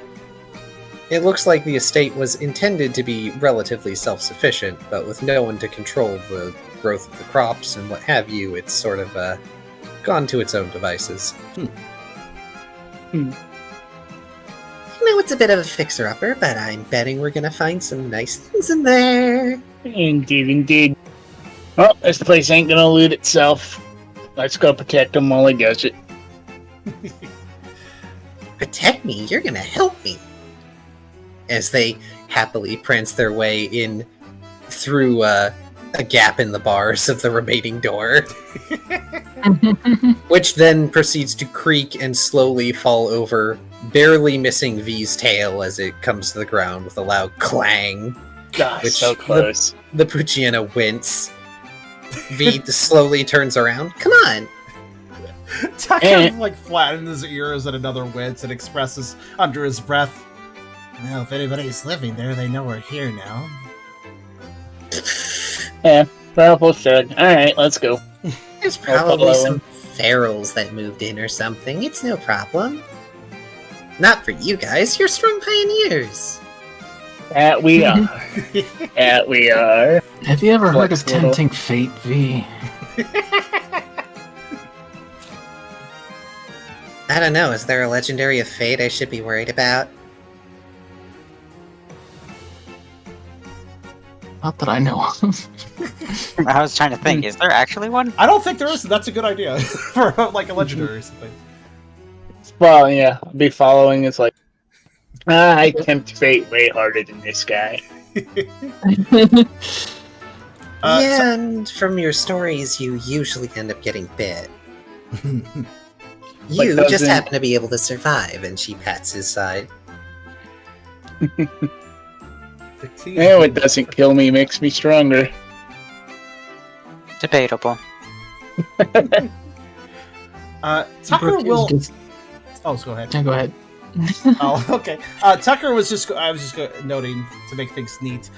Tucker will basically tell the Poochyenas to stay outside, and they can spend some time hunting the grounds if they wish. But that the rest of them will be going in. So basically, Poochyenas are outside, just to leave them out of the picture for all this. Yeah, Hot Dog very briefly attempts to stay outside with the Poochyena. And then V comes back over and starts dragging him. He needs to pull the cart. It's like, you're pulling the cart. Where else are we going to store all the loot?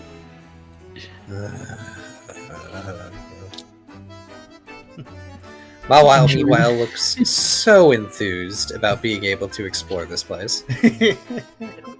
Hope Hot Dog's enjoying the change of pace.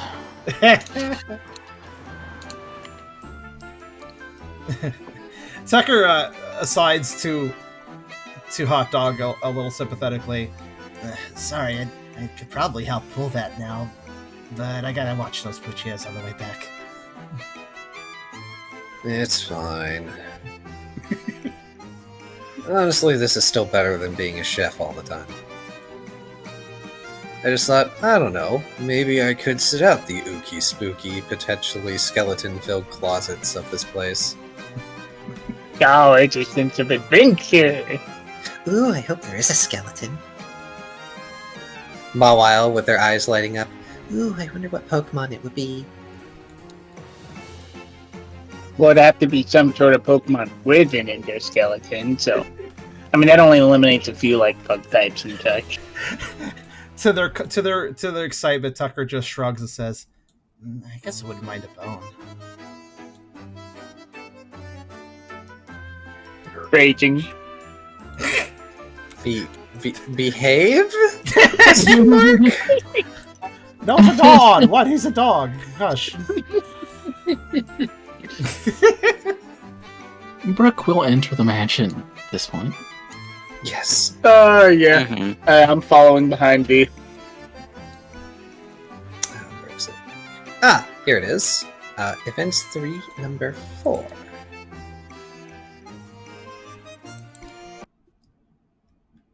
Oop. There we go. Let's see. Yes. As you all have now entered search mode. Currently, the team is in the courtyard, and I regret not having a map ready for y'all, but that's fine. Yeah, you could always do the bootleg way and just draw with the marker. I did that once. I Worked could, out but it well. would have to be over here. Actually, can I draw on top of this? Let me see. Could be able to draw on anything. Maybe. It's probably... I guess No, it not. draws under it. That's what I thought. Ah, I'm sorry. that's okay. Here, actually. We'll use this as the courtyard. Very nice.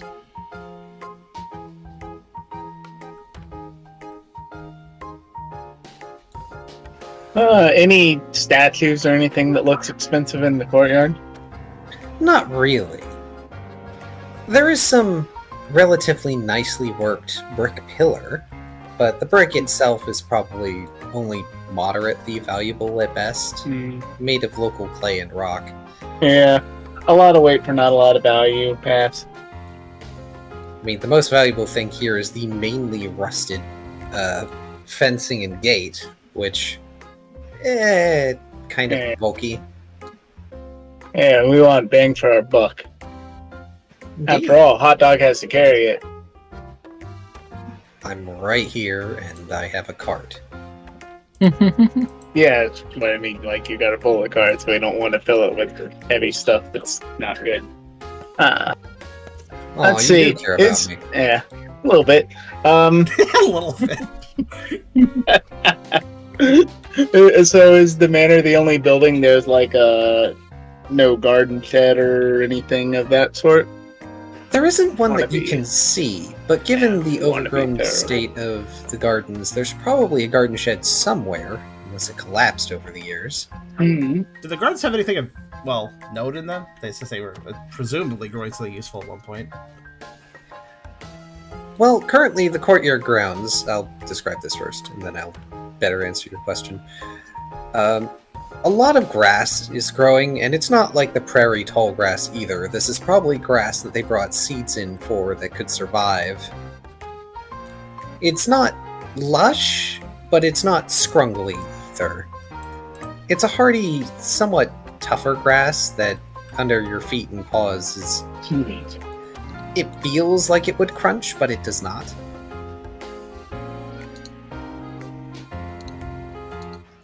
As for the garden itself, as you move up through the main courtyard, you find yourselves amongst rows and rows of overgrown bushes and foliage.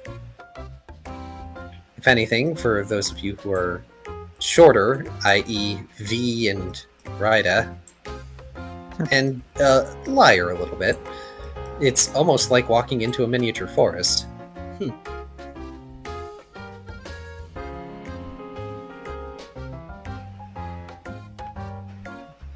Thanks. You could totally play some hide and seek in here. Not that I'd want to.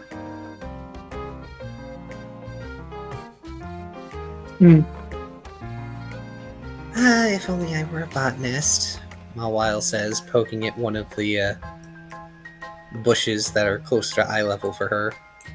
Yeah. Yeah, could do I bet you could do a lot of stuff if you were like a botanist or herbologist and knew how these different plants work together. By the way, killer medicines. Insight Survival Nature is what you will want if you want to see if you can figure out if anything in the garden is usable. Okay, I'll do that. Anything anyone else wants to do while you're currently in the rather large outside area?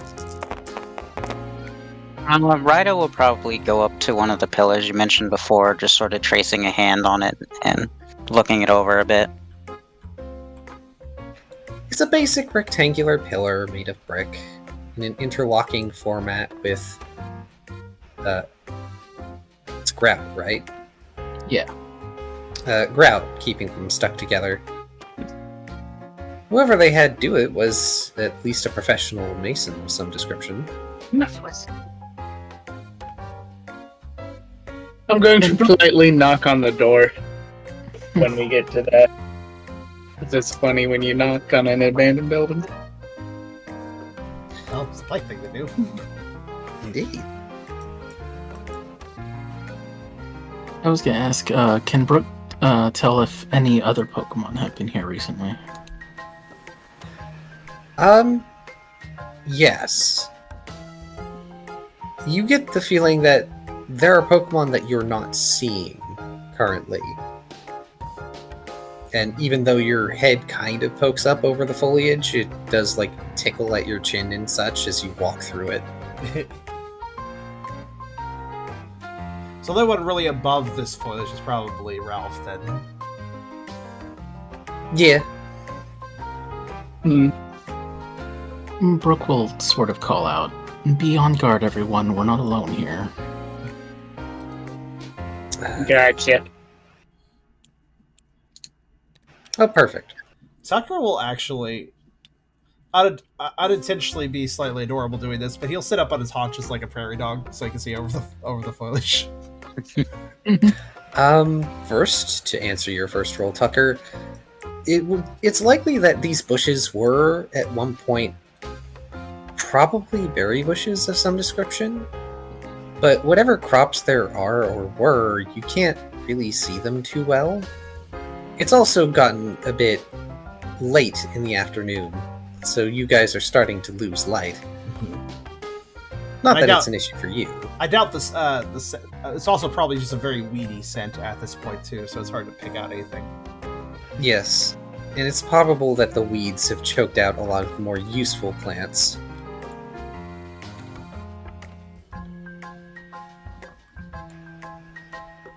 There. Though you do spot things that look like they could be strawberries. Oh. Tucker will pull a few of them off the vine. Let's have to check them later when they're not in the middle of weeds. And those of you who can see above the foliage, please feel free to give me your Insight Survival Alert checks. Excellent. Is Tucker going on his haunches good enough for that? Yes. Okay. Nothing. Only got one short stack left in the party. I'll just add like Damn. a card for just saying strawberries. Also, I am sorry to shoot down your idea about V evolving Meaty, but previously we learned that V consumed an Everstone, and they are forever an Eevee. I think what happened there was a mix-up between V and Mawel's voices. But what happens if they also consume an evolutionary stone?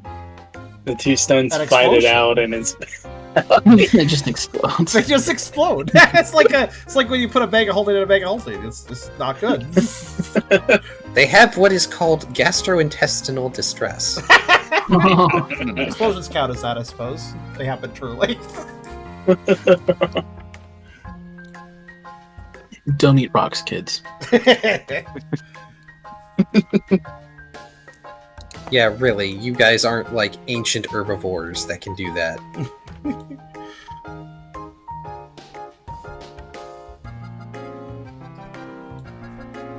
Five, we say. 5 dudes. The bits you say. No, it's to Oh, shreds. that's it. Yeah, The shreds, you say. To shreds, you say. And how's his wife? The sink there, the end sink. Alright. So, Ryder, would you be so kind as to roll me a Doom die and then your D4? Doom die and D4. I got a 2 on the D4.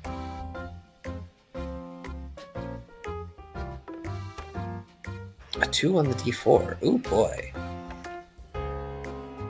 Curse of 2. So, And two. those of you who are observing above the foliage notice that there are portions of the garden that are rustling. And Ralph, you in particular spot an open area near to the building where it looks like a bare patch of dirt seems to move very briefly. I see. I want to say a mentor in my life warned me about this at one point, but wild Pokemon live in the tall grass. That's out of character, by the way. That was just a joke. But take note of it. And he'll kind of point in the direction. Ground pipe or something over there. Looks like the dirt moved. Also, yeah, there are other Pokemon here. You're right, Brooke. Yes. Gee, it's almost like your leader has instincts or something. Yes, indeed. So can you actually see what they are, or are we about to be ambushed inside a giant overgrown garden? No, I'm afraid I can't do it there. Oh, joy! Oh, can't one of you guys use cut on the tall grass to cut it off? I don't think anybody knows that. Something. I mean, something. I got a scythe. Yeah, Ryder has a scythe. There you Like- go. It is technically an implement for cutting grass. Tucker will just speak up to V. You got any reservations about saving the garden, or can we cut it off? I'm sure it's fine. As some blue tentacular vines suddenly grab V by the hind legs and drag them off into the garden. Oh god. Oh, it's a Tangela. Charge in after it. Tucker Yeah, right, goes is wide-eyed. rushing after. Yeah, Tucker goes wide-eyed and says, "Yeah, time for some distraction then." Yeah, I'm gonna charge in after him. Save the money!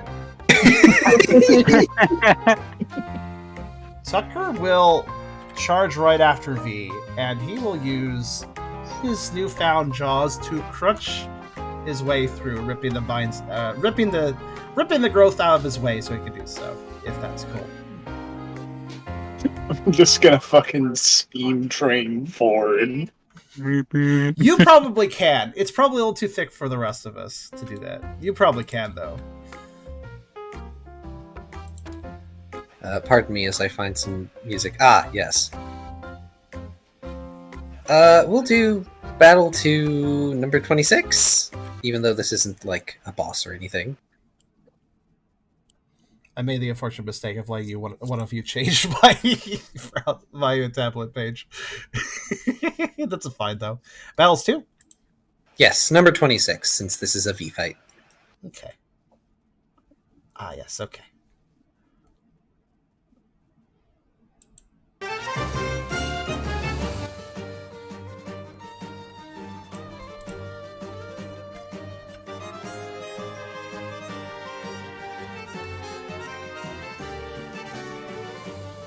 Right, with Y'all music get done. Get a host of new music. What are each of you doing? Ralph is going to barrel through, so all I need Ralph to do is make a flat strength roll.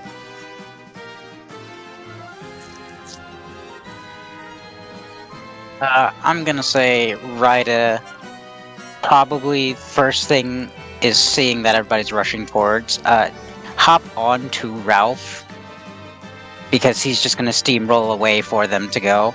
And while on Ralph's back, they're going to try and send out a magical leaf to sort of cut the vine that is dragging V away. Alright. You give me first a Dex Survival Athletic, and then roll the accuracy of Magical Leaf with a -2.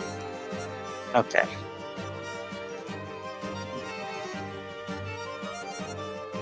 Tucker will basically be trying to charge through, but also ripping up, basically using Crutch to get through anything that doesn't let him.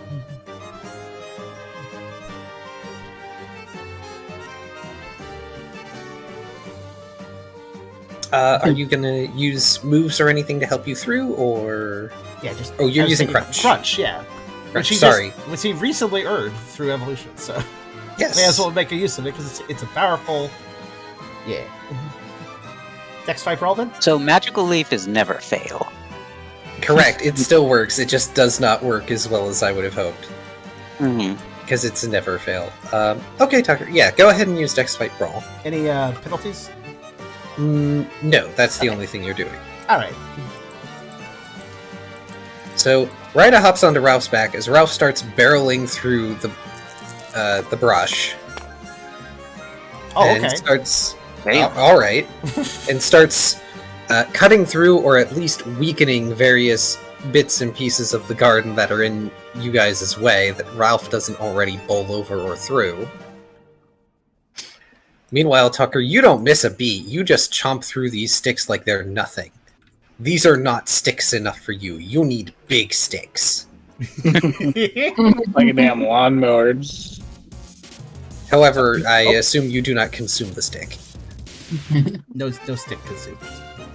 You don't need fiber that badly.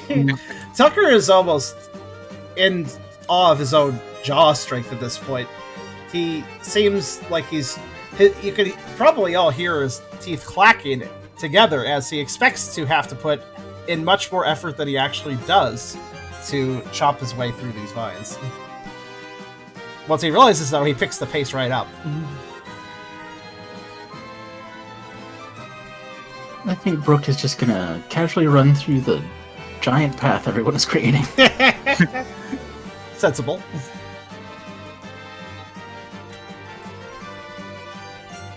So do I get any sort of extra vision being on top of Ralph's? You Of do. What exactly is going on? You see the rustling foliage before you that's sort of like running away, quote unquote.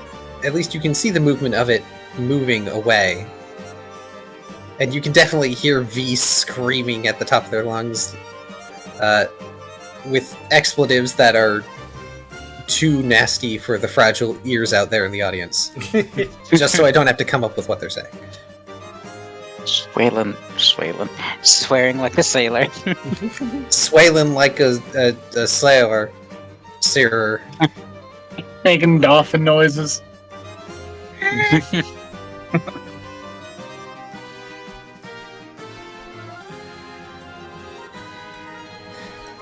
But Ralph does eventually catch up. And You were right, by the way, whoever called it out. It is a Tangela. Oh, nice. However, it has led you to something else. A Oh, much larger mass of vines that seems to have disguised itself as a pile on the ground amidst the brush. As it slowly rises up, gathering itself together, two angry eyes peering from the dark nest of tentacles. 3 guesses what this one is. A super tangular. Effectively, I think. Close enough. Little help here! V grumbles. Time for initiative. After the models are done, of course, so Yeah. take your time. Yeah, I get there. Oops. I keep clicking Please it, help keeps me, loading. Ralph. Okay, you got it. Yes. Try that one more time. Okay, 5. right, and the modifier. 8. 13. Olib.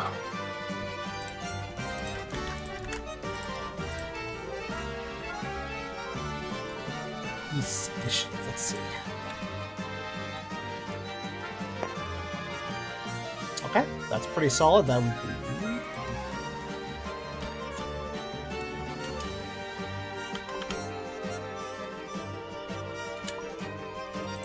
Jeebus, your initiatives. Then again, I shouldn't expect these things to be able to get you on initiative. Yeah, they're ambush predators, not exactly fast. At least that's how I imagine they're being. Wow, Tangled, you're really purple today. I don't know how big these things are, actually. I have no idea. I know Tangrowth is bigger. That's all I know.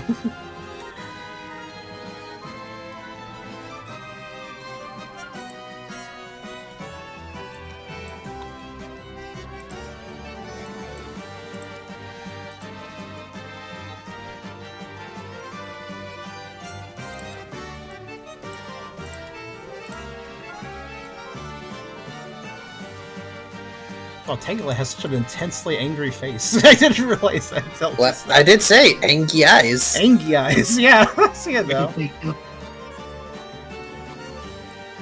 Ah. Yeah, that checks out.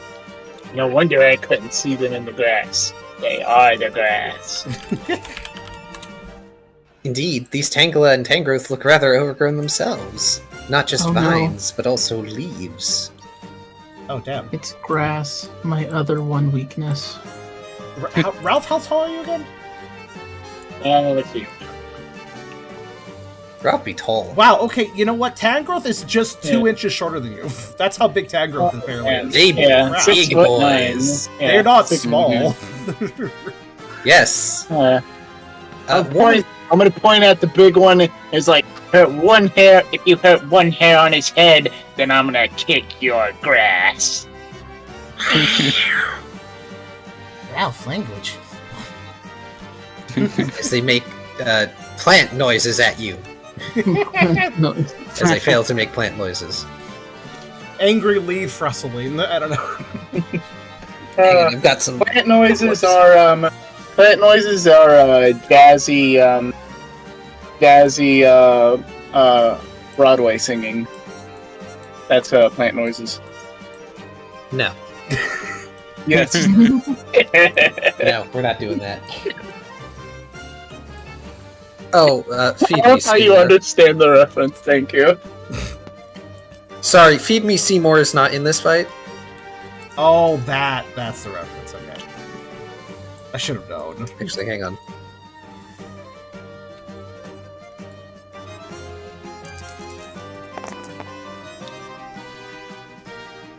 Okay. Okay. Okay. Have that for later. Right. So, Tucker, you're the one who gets to go first, surprisingly. You do note, however, that one of the Tangela is holding V, like, above their head currently, like a hostage. I assume tangled in vines above. Yeah. Yes. Because being held by Tangled just means you're entangled with them, probably. So, all right, Okay. fair enough. Look, I know what some of my employees are into, and I am not! Noted. Noted me. All right then. Getting lazy on no vine whip. So, is the Tangle holding V looking like it's trying to choke him or anything, or just simply hold him? It is currently holding on to V. You cannot tell if it is trying to stranglehold them or not. V is kind of flailing, which makes that difficult. But for all you know, they may know things like Leech Seed. Okay. And is that Tangle holding V in the back or in the front? Where is it in relation to the others? Are we in a clearing at all, or are we still just buried in weeds also? Buried in weeds, which, Okay. by the way, thank you for reminding me. All of you receive a -1 accuracy penalty due to the foliage at the moment. All right. Okay. Given the situation, and I see how you placed them, Tucker will simply, realizing that he has to kind of get through these all, probably to save V, he's going to immediately attack the Tangrowth with a Fire Fang. Oh boy. Yes. So -1 because of the environment, right? You said? Yes, -1 accuracy, which So, I minus 2. believe. Well, I believe that cancels out your. Well, Your that's boon. for. Isn't that for in darkness? Fang move. Does this count as darkness? No, in general, Fang moves lose their penalty for you. Oh, that's not in darkness. That's just in general. Yes. Okay. All right. Yeah, Well, okay. in darkness, non-dark type moves receive an accuracy bonus. Okay. So And that makes sense then. You are not quite in darkness yet, but it's getting there. I thought that all the status effects meant that they apply only on darkness. I see. They're separate synthesis. Okay, Nope, I would have used a comma. that's fair. Okay. In that case, just Fire Fang has its normal -1 accuracy effectively then. So, Dex Fight Brawl -1. This would be 1, 2, 3, 1, 2, 3, and 1. Okay. Nice. I think crits are 6s, right? I thought they were 5. Are they 5? 5, yes. 5, yes. All right then. Which means +2 damage die. And high crit is 4. Ah, okay.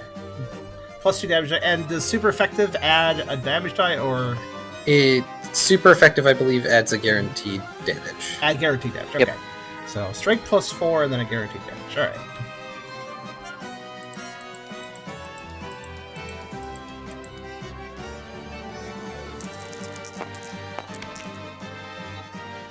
Okay, not very impressive, but 3. Also, your triangle scarf gives +1 damage dice to Fang Thank moves. you. I knew I was forgetting. There we are. There we go. Let's Yes. add another one. I always got to make sure to check your equipment. Did nothing, but that's fair. Yeah, that's true. All right, well that's fine. Let's try the other. Let's try roll and burn.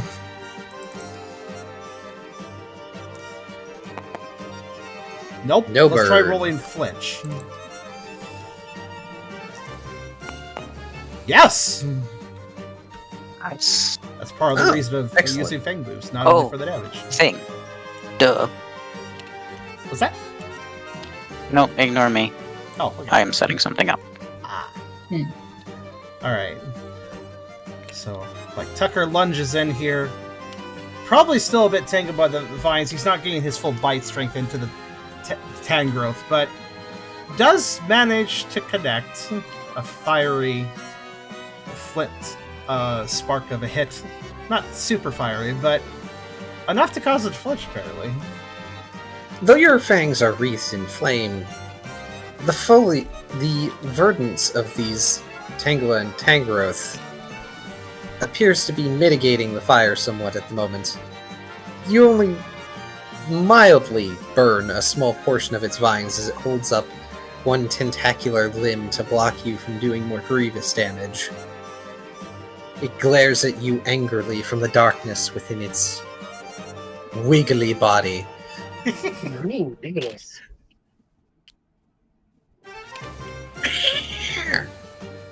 Because I can't remember how they sound. I made a cat noise. Why did I make a cat noise? Evil. That's what they are inside. They're just cats. Evil cats. Fukagawa's cousins. I feel like I remember them just going eee. I was thinking they go. Do they also have accuracy down penalties? No. Okay. Makes sense. The thing I remembered is we have an initiative tracker now.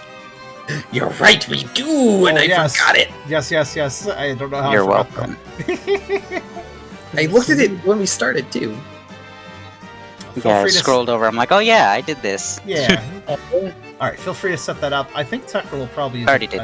a second. Okay, good. Makes it fast. Tucker will probably use a second move. Yeah, totally. So after seeing that the tan growth kind of blocked that, even though it did kind of catch it off guard a little bit, Tucker shrugs, and from his experience just a bit ago, knowing that if he puts his full bite force into it, vines don't last very long, he's going to do a crutch attack as well. Next fight brawl -2 at this point. So that's just -3. -3. Oh, okay, there you go. Because accuracy penalty. Right. Right. The extra penalty is -2, not -1, right? Yeah. Wait, what? Wait, hold on. Crutch has a -1 act. Wait, Crutch doesn't have a -1 accuracy. Hold on, it's not like the fake moves. My bad. Yeah, it's not a fang move. Oh, I forgot about that. Yeah. But it's -1 from the garden. because I'm not getting a bonus because it's not a fang move. Correct. And then -2 on top of that because of using a second move. Yes. Yeah. I don't know what my brain just forgot that when you use another move, it's -2, not -1. That's all. Sorry, my bad. It's been a minute. It has been a bit. Part of why we're doing combat. Nonetheless, it hits, so it doesn't really matter. Strike +3 and 1 extra die for stab. Yes. Yes. Okay. That is 8. Maybe this will be better damage.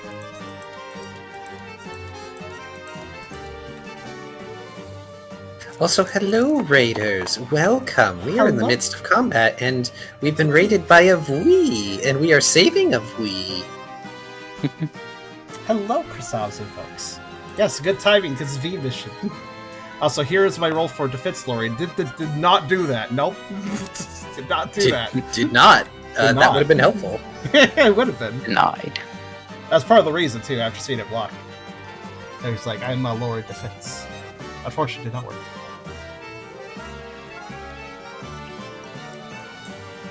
Would Tucker like to do anything else on their turn?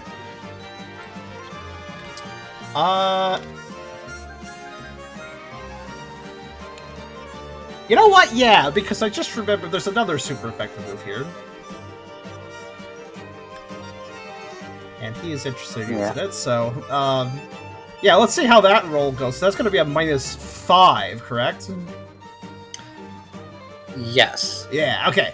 So Ice Fang. He's gonna follow this all up with an Ice Fang. Just getting all these bites and just trying to make progress through this growth of vines. Just nom nom nom nom. He's trying to get to V as quickly as possible. So Dex Fight Brawl -5. That's gonna be 3. Okay.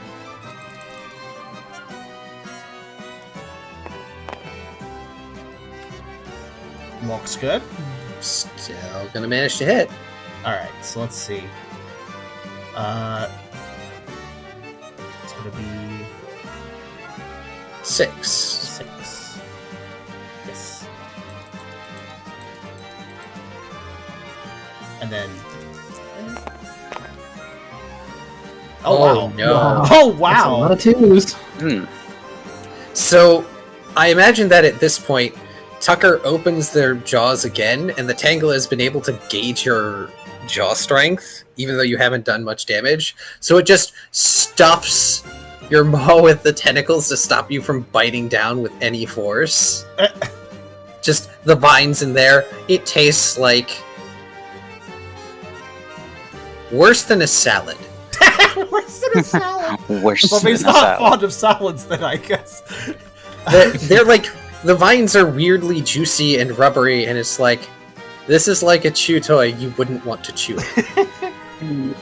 Tucker just kind of goes, ah, just backs off after that to get that out of his mouth. I presume I'm not rolling the flinch and frozen, or am I? I mean, you hit, but you didn't do any damage. Yeah. What would the rest of you think? This is an interesting situation. Yeah. I think you What still hit, so you would still do the effect. Okay. Oh, yeah. Yeah, he still nips, Okay. even as he still nips in the process of all this. You didn't hurt it, but you did hit it. So go ahead and roll. Okay. Well, no reason to roll flinch again, I guess. So. Frozen. Yes, there is. Oh, there You is. can Yeah, you could be flinched more. It stacks. Oh, right. It's It got not- flinched once. I Okay, have it to could be. mark Well, that then too. there you go. Have a nice stack of it then. All right, that's another flinch. All right. Hold on. How does flinch work again? And here's a flinch. Sort of it's acts as turned, burning in action. Oh, Yeah, it's- Hey, he's frozen. okay. who needs damage if you're letting all the procs? Okay, especially frozen. This is I think the first time frozen has come up in this game. No. No. I've done it a No, couple times. no, we've Oh, okay. had it before. Oh, okay. I'm gonna have to look this Recap up. for those who have it, because it's over here on the left. Cannot perform any action. Ice Pokemon are immune. The block of ice has 5 HP with a defense and special defense score of 2. At the end of the round, the subject may try to break the ice with a strength roll, or may use a move that is super effective against ice to break it immediately. Until the ice... I can't... Kyrio, your hand Oh, is. sorry. Until the ice is broken or finally melts on its own after a few hours is the duration. If the frozen subject is left to thaw on its own, there will be repercussions at storyteller's discretion. So, at the moment, you have frozen the Tangrowth. When It- Tucker backs off the tentacle, he simply says, "It tastes even worse as a popsicle." You back off, and slowly it ices over until it is just frozen block of ivy tentacles. It's like, okay, Tucker, thanks for completely deleting the encounter. Hey, it wasn't me this time. It wasn't. Hey, Flinch, and frozen, just to really stack it up. is Tucker gonna do anything else? You know what? I don't even know if -7 penalty. Can he do anything with that? I don't even. Maybe. Let's see. Nah, I think that's end of turn. I think he's done Okay. enough. Hey, Brooke, it's your turn. That thing you might have been worried about's been dealt with. Tucker's such a good boy. Or a good girl. That's a tell-way. I'm going to say, wow, Tucker, good job. Let's see. I think he's gonna start off with.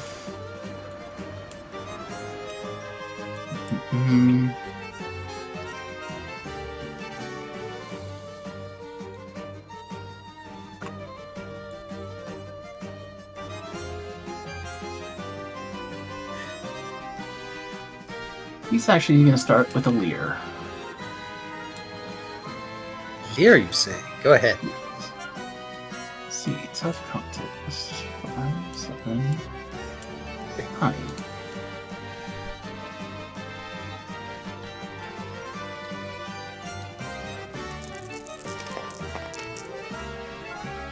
Wow. Rather intimidating. Yeah, they couldn't dodge that even if they wanted to.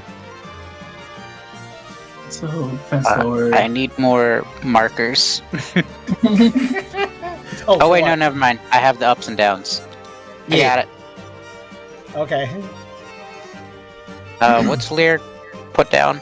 Defense. Got it. Yes. Lowers defense. And technically, the up-down arrows are what should be used for this. Probably, I could spawn more of them. Oh, Yeah, I we can- didn't think about that to begin Yeah, with. we have. Oh, we have a bag. bag for it. Okay, good. I wasn't sure if we did. Yes, also, thank you, Hydra, for doing the stuff on the tracker. I keep forgetting about it. Maybe I should make a red dot. Got it.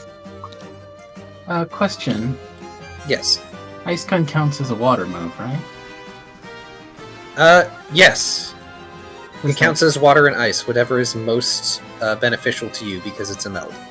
Would that apply the Kyogre brooch then? Yes. Okay, cool. I'm gonna ice gun the Tango that's holding me. Alrighty. Takes fight channel, -3. I'm at -2 already. -4 total. Oh, it's 4. That would be a total of -6. Ooh. You know, Yeah. I'm simultaneously sorry to you, Car, for messing up this again. No, don't be. I think At the it's same funny. time, I think it's great that Tucker's like, I evolved, now I'm going to wreck shit.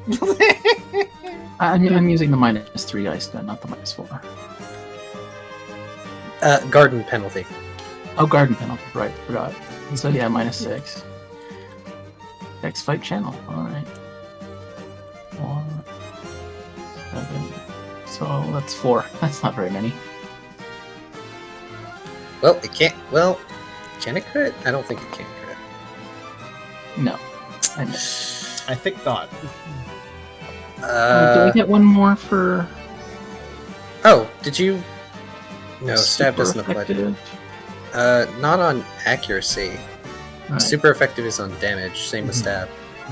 Alright. You can expend a will to get a success. Yeah, sure, I'll do that. I don't use my will very often. Can this thing dodge?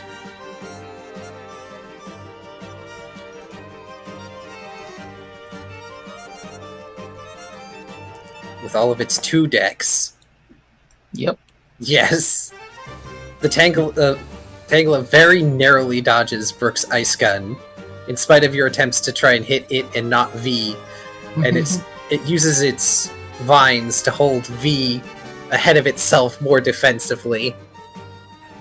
That was the attack on C. Yes. Yeah. Alright. Which means C has used evade. Okay, so I'm at -4 now. Oh, stop screaming! It's like you've never been shot at before. For me, that's a normal experience. I believe it. Sea spray.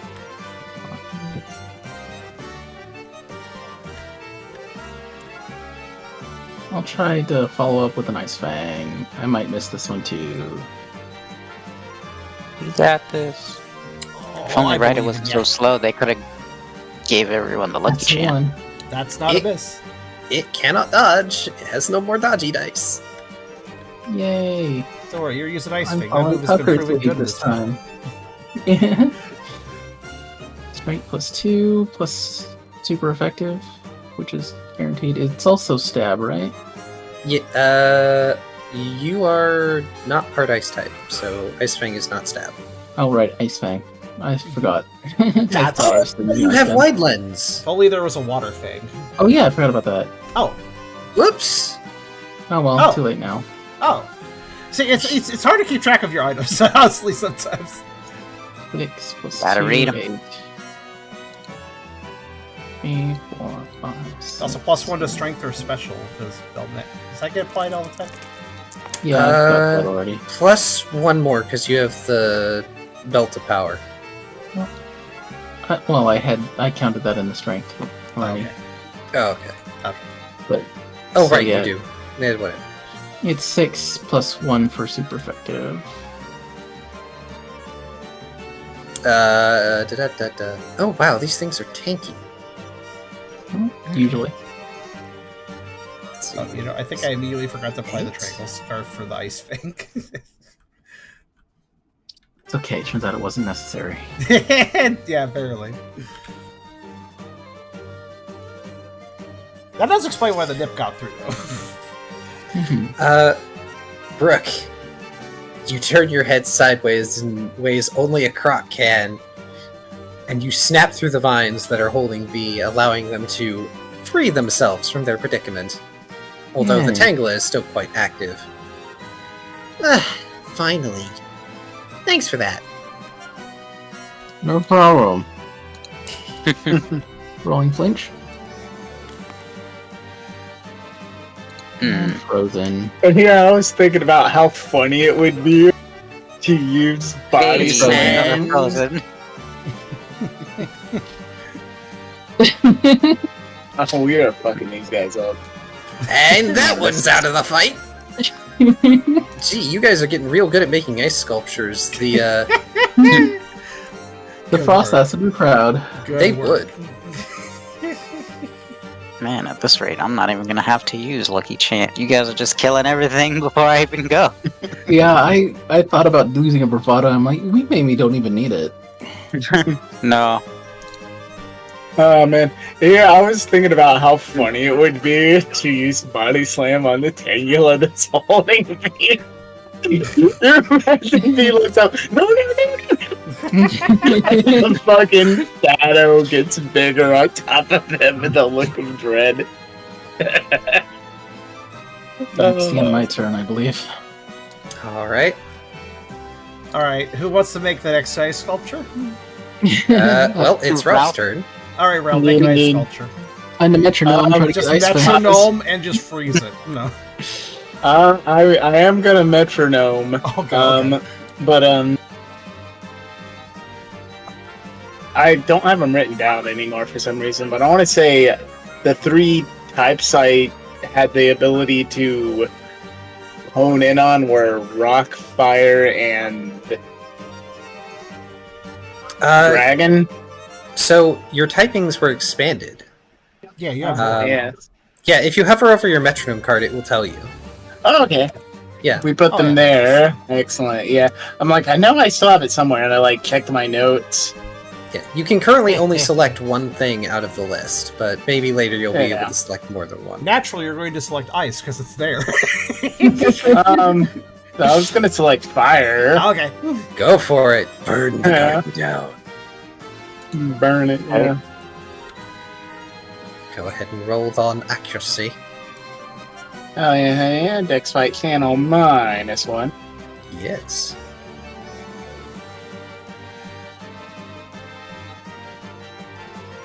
I'm sure everyone will get to showcase something.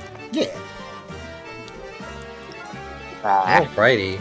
That's quite the roll. Yes. We are targeting A, by the way. Tangula A. Alright, so let's see here. 18, 22, 25, 27, 29. That's more than however many fire moves there are. Maybe it Don't roll overflows. past the table. Yeah, you're gonna like get a glitchy move and crash the game. Here's a fire just move. have to wrap This is back Ice around. Fang. Don't use a don't use a cool trader type move, okay? Deep cup Missing reference. no. Alright, Ralph. You want a fire move? You've got a fire move. Okay. Oh boy. Fire Pledge. Ooh, I forgot how that one works. So, this hits everything and Oh, changes no. the field. Oh no! You can have the Oh. whole bottle. Oh no, I've burnt down the whole garden. I A bit mean, more than I that. did say to do that. To be It's fair, been it's a- mostly weeds. It's been a little while since you've unleashed metronome like this. You're feeling slightly rusty. And you're like, yeah, this is an appropriate amount of energy, right? As suddenly the entire, well, not most of the garden around you goes up in flames. So go ahead and roll your damage. Everybody is going to have to make an evasion roll. This is fine. I'm at -6, by the way.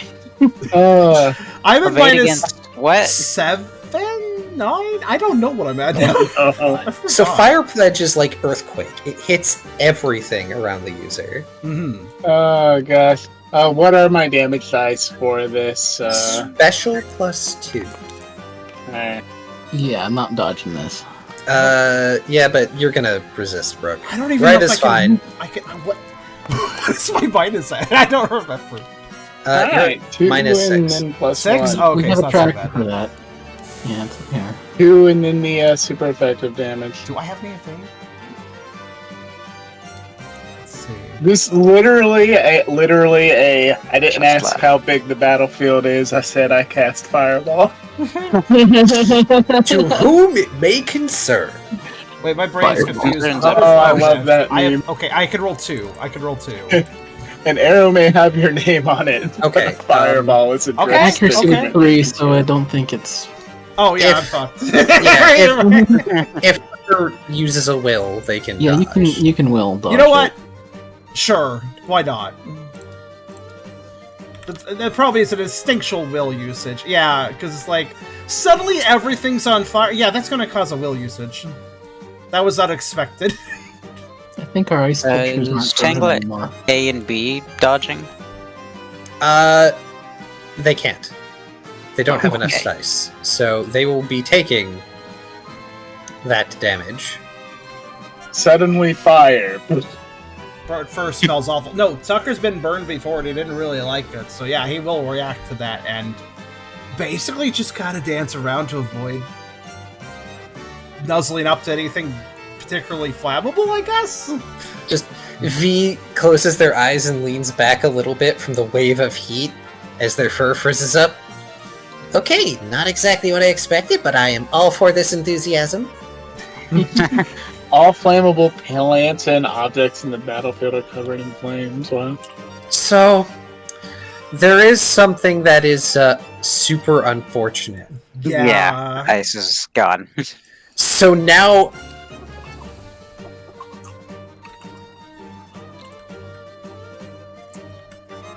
Even if he didn't take damage from it, Tucker's beautiful new coat is probably a little singed now, yeah. Aww. He does glances at Ralph with a glare. yeah. We can move now. So, yes, the accuracy penalty is now gone, but it's now replaced with, at the end of each round, I get to roll a damage die that affects everyone. Oh no. How much And did I take? and then, by the way, that glare happened before Tucker noticed the Tangrowth and Tangled unfrozen. He again looks at Ralph. The glare is harder now.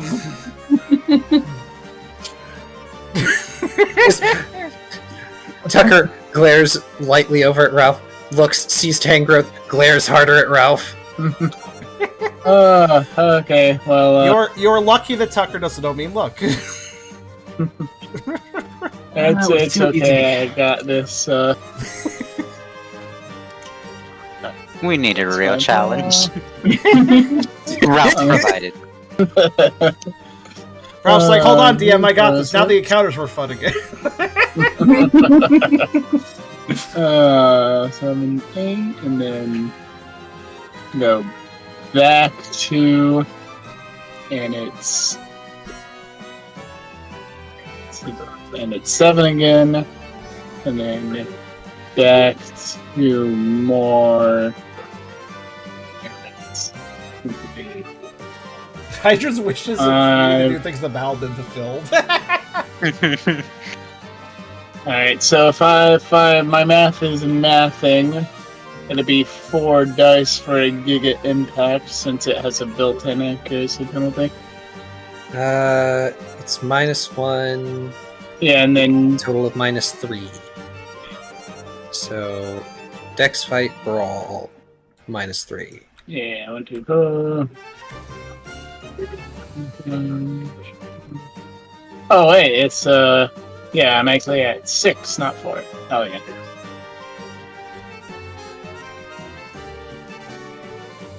Here we go, Giga Impact on the big guy. Go after the biggest one. Holy crap! Oh, Damn. I don't want to fall on my face. I think I'm gonna use my face. That's more of a gig aw impact. Did you want to use your hat? Yeah. Okay.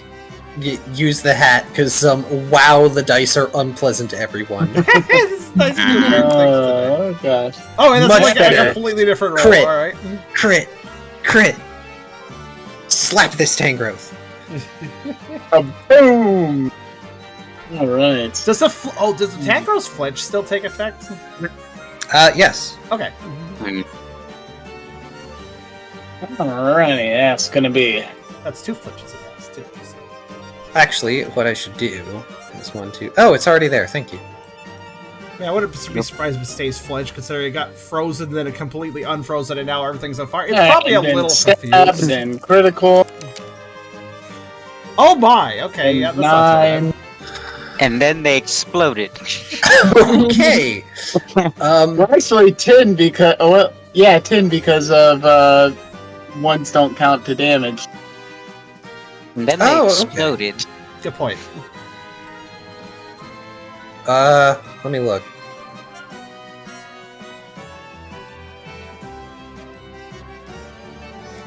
So yeah, you slam into the Tangrowth as hard as you can, and it uses its vines to anchor itself in place so it doesn't like go skidding back or anything. And it actually looks a little battered by your attack. But when you impact on it, you can feel all those rubbery vines sort of helping absorb and distribute the impact. This is a durable Pokemon. Oh, I am amazed you are still standing. I know you can't understand me, but holy crap. Wiggles vines angrily. Would you like to do anything else, Ralph? Yeah. I'm just squaring up to Oh. him. Yeah, its defense is its highest. I figured I'd look at its base stats. Defense is the highest stat I get. Uh-huh. They also have lots of HP. Yeah, it's pretty good. The HP stat, too. If it were a better fighter, it'd be more dangerous. Yeah. I'm realizing there's actually a lot of Pokemon with high HP, but their defense is kind of whatever. This Tangrowth has both, so that's actually quite impressive. In that It's offset by the fact it's grass. Yeah, that is offset. We'll hold. Hold the line. Alright. Which means, Ryder, it's your chance to do things. Here I thought I would have very limited options. Turns out I have lots of options. But of course we're gonna start with a Lucky Chant. Can't do anything without a good Lucky Chant. This is Apparently, according to the dice. fair. Also, is Yeah. V like still cut off for the rest of the group, despite being free? V is behind enemy lines, yes. Yeah. Okay.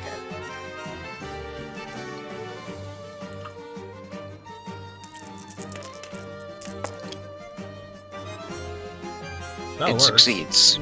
Everyone gets Hooray! a Lucky Chant. Yay!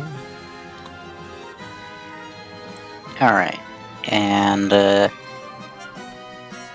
it already happened. now I'm gonna follow that up with... These guys seems like they'd be physical fighters, probably. Yeah. Yes. Then I'm gonna use Growl. For cute. Oh, there it is. With the same contest perform. -2. So basically just, Or sorry, -4. yeah. Still a lot of dice. Well, it works. Succeeds. They all get -1 strength. Nice. Excellent. Attack. Yeah. Yeah. Sorry. No, you're fine. Let's see. Big And old kitchen. then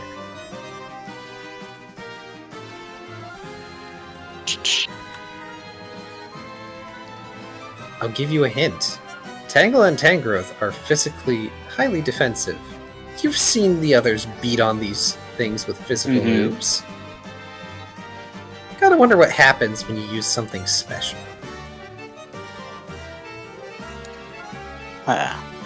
here's my debating though. Is like my first turn, I want to do setup because then I'm set for the rest of the match. So I'm debating if I should do Calm Mind or Double Team. I'm gonna do Calm Mind, Insight Fight Channel. Okay. At -6. Oh, that's still 4 dice.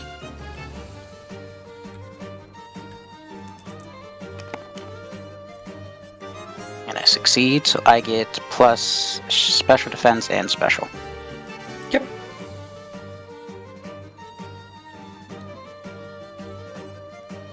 Right. That's a -8 penalty at this point. Could I do a psychic dex fight channel? You could. It wouldn't be very high on accuracy, but you could. Yeah, that would just be what, 2? Yep, 2 dice. I'm gonna play it safe and just hold off. Alright. And then my turn there. Just set up. Buffed myself, debuffed them, and gave everybody lucky chant. That's my job. Hey, there's nothing wrong with being the support that knows the instant kill spell. Never diss support. They may not be as flashy sometimes, but gosh, do they help. Oh, I respect Ryder very much so. First round is I set everybody up, and then next round is I start wreaking havoc.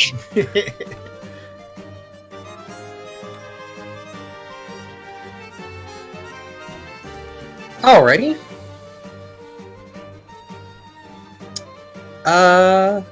Alright. Ralph, since you're front and center from the tank growth,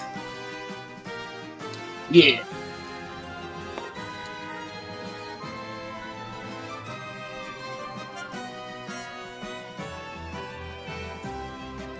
Do I have enough dodgy power after -4?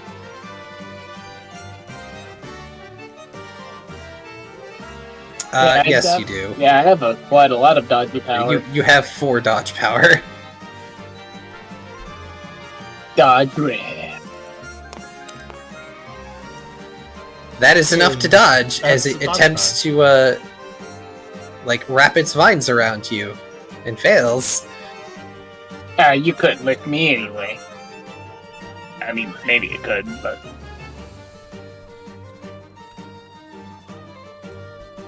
Alright, in which case, don't fail this time. Alright, it spends another will, Just a pitiful slap on the cheek. as it is still kind of staggered from being flinched and then flash frozen like a popsicle. I heard that DM disappointment after that roll. I just heard that silence of disappointment.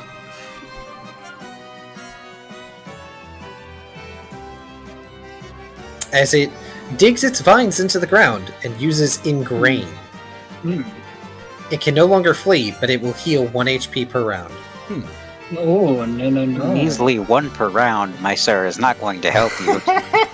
You think, with everybody being a physical beat face except yourself. And maybe Brooke. I'm like half and half.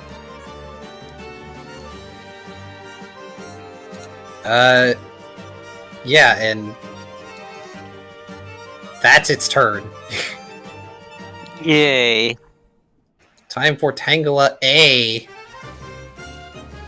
Or Tangela.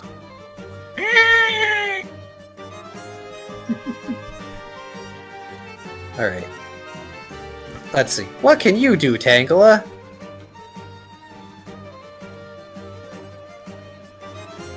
Alrighty.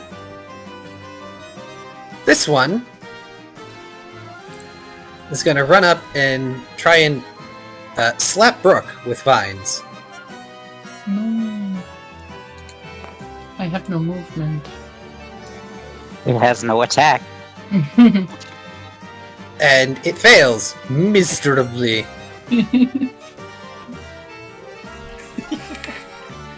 Sorry, Tangela. Now get out of the way and let Tanglab give it a shot. Going off of Ralph's saving scheme. Fame. It will try again. Oh. The advantage of being last in initiative. Oh, yes, that's true. We could just... And fail again! What are these zeros? Yep. What is this Lots of chain? 50-50 losses. What is this I don't think DM? I've seen so many zeros. This is insane. And it's going to try again to do something and fail! I mean, it's a He's just 50-50 standing chance, there. but 5 times in a row? That's hilarious. That is Alrighty, Tangela A hilarious. is done. Okay. Alright, Tangela B is seeing its friend struggle. It's also gonna go after Brooke. Because Brooke throws their friends. Alright, take a lab. Oh, take a lab Okay. knows what's going on. This Yeah, one's that hits. not playing. Can Brooke dodge? Of course, he's called Take a Lab. Looks like he's done his Let's see. research. -4? -8. -8. No, I can't. Oh wait, I have 1 die. Yeah. And you win the coin flip. I don't. Yo. Oh, you took the DM's rules. Oh well. Okay. As this one hops atop its friend's head like Mario upon a Goomba.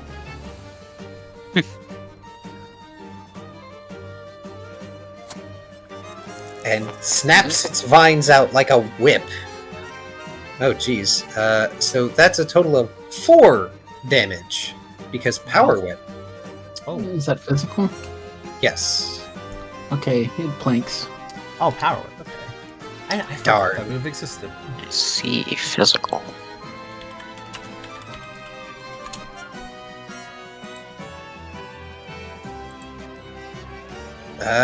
Alright.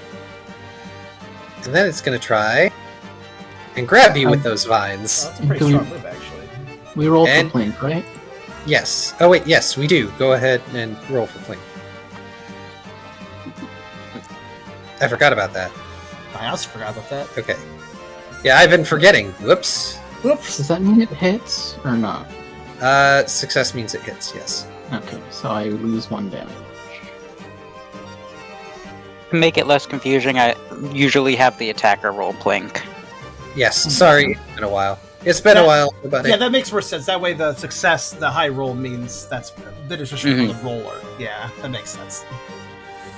Alright, let's see if it fails to do what the other Tangelo failed to do. It does. Oh. Ah, sorry. Wrong Tangela. Okay, other Tangela. This is Tangelak's turn. Oh, he doesn't. Oh, he's not lacking. This one, instead, is choosing to go for Ralph. Because Ralph is close.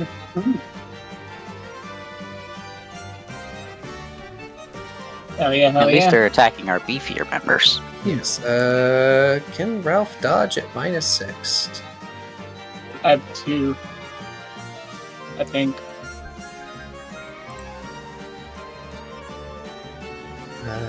Let's see.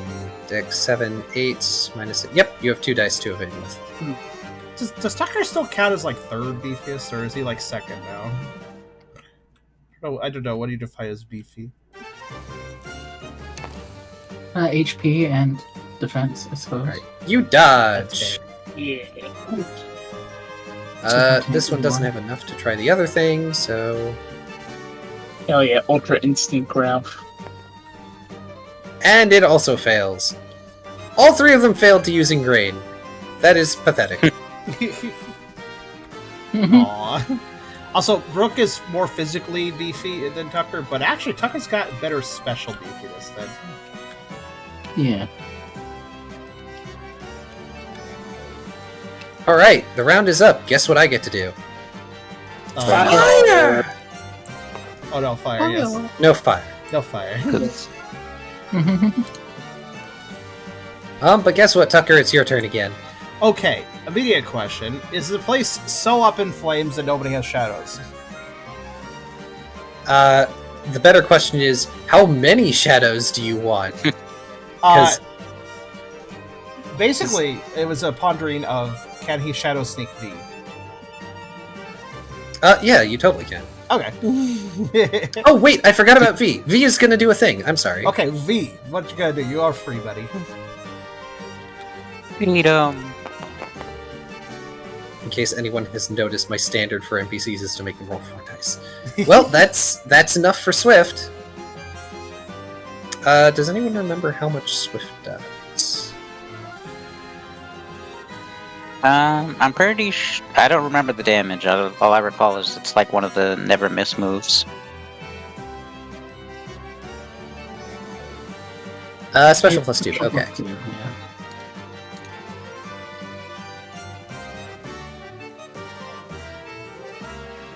So he has 4 special.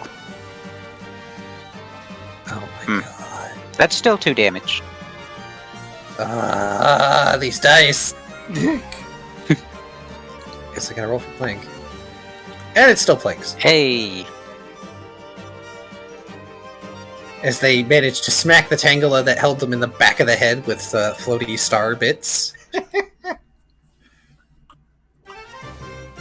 So, you guys realize why I need bodyguards yet?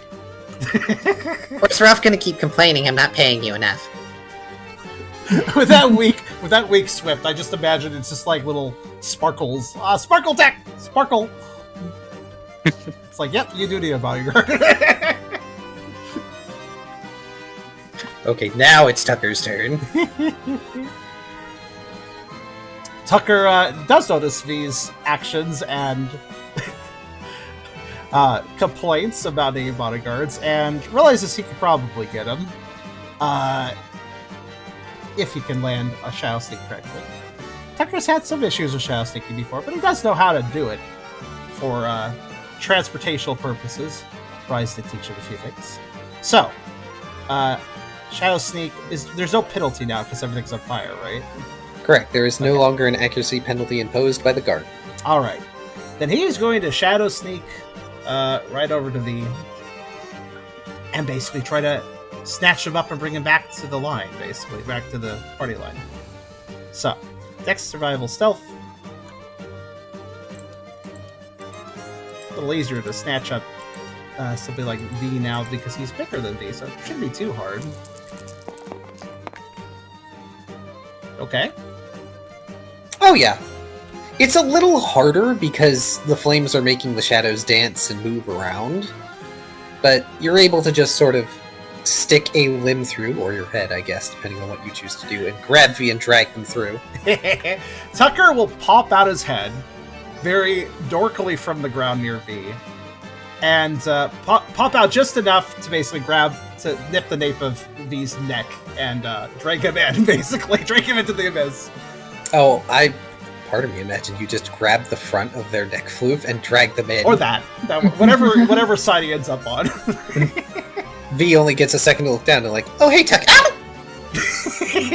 Ow! Now dangling upside down from your maw before you let them down. Not the rescue I expected, but thanks. Tucker nods and looks a little bashful and says, speed over delicateness, I think. And then Tucker will focus on... let's see.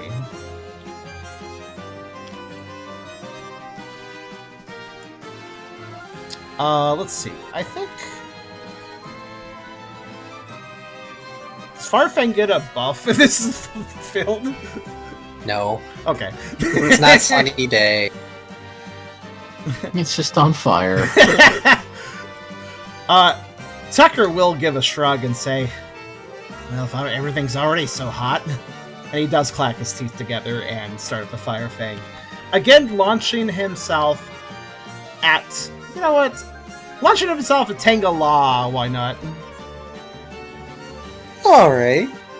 So let's see, no accuracy penalty, and... Also, I just realized Ralph using Fire Pledge is basically him sitting in a chair in this garden going, this is fine.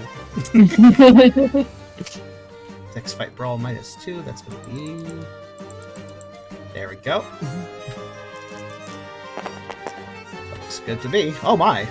Moist. Oh my. Oh, that... Okay, crit, so that's an extra 2 damage dice. Okay, +1 because Right. I need to remember my scarf exists, or my, yeah. So So- a total of +3 on your Plus- Fire Fang. +3 dice +1 for super effective, right? No, super effective is flat. Oh, flat. Okay. All right, +3 then. So that's strength +5.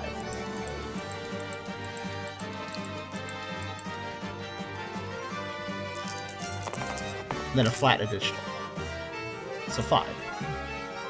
5, 6. Then burn Hang on. proc. No, flinch proc. Yes.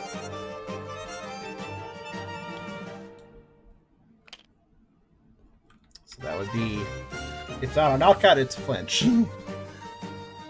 Yeah, at least it flinches, but oh my gosh, even with fire, these rubbery vines are such a pain to bite through.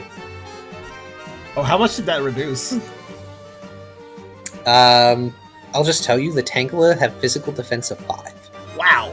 God, these guys suck. Hey. Tangrowth has a physical defense of 7. It's probably good that Tucker's getting all the procs then. They're the most useful Wait, thing maybe you guys should use combo moves. Intent. here. Who said that? It's almost like Pangoro trained you guys for this sort of scenario. It's true. Tucker does, like, tilt an ear, realizing that despite everything, the Tangela doesn't seem that much worse for wear. He finally is starting to understand, these snakes are pretty physically durable. As such, he focuses a bit and attempts a Dark Pulse on Tangela. Let's see, that would be a -4. So let's see.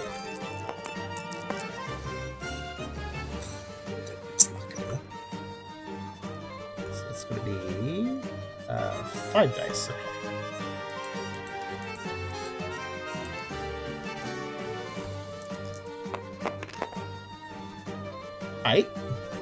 I guess he... Is that a dodge or a hit?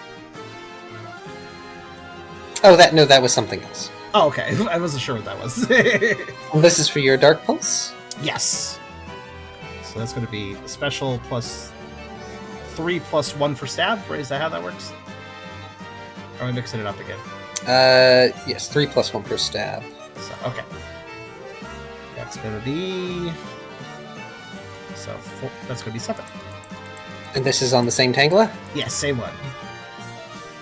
At this point, Tucker's like, alright, they're all physically durable. Let's see how this does on this one that I just attacked.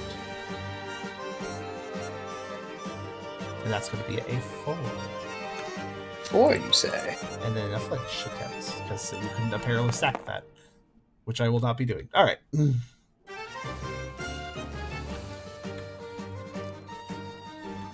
This seems to work much better as you use Dark Pulse and lash out at the Tangela and manage to cut through several of its vines, causing it to back off a bit from Brooke. Tucker makes note that was more effective, easily. And that's going to be end of turn. Oh my gosh, it's the only special move Tucker has. Yep.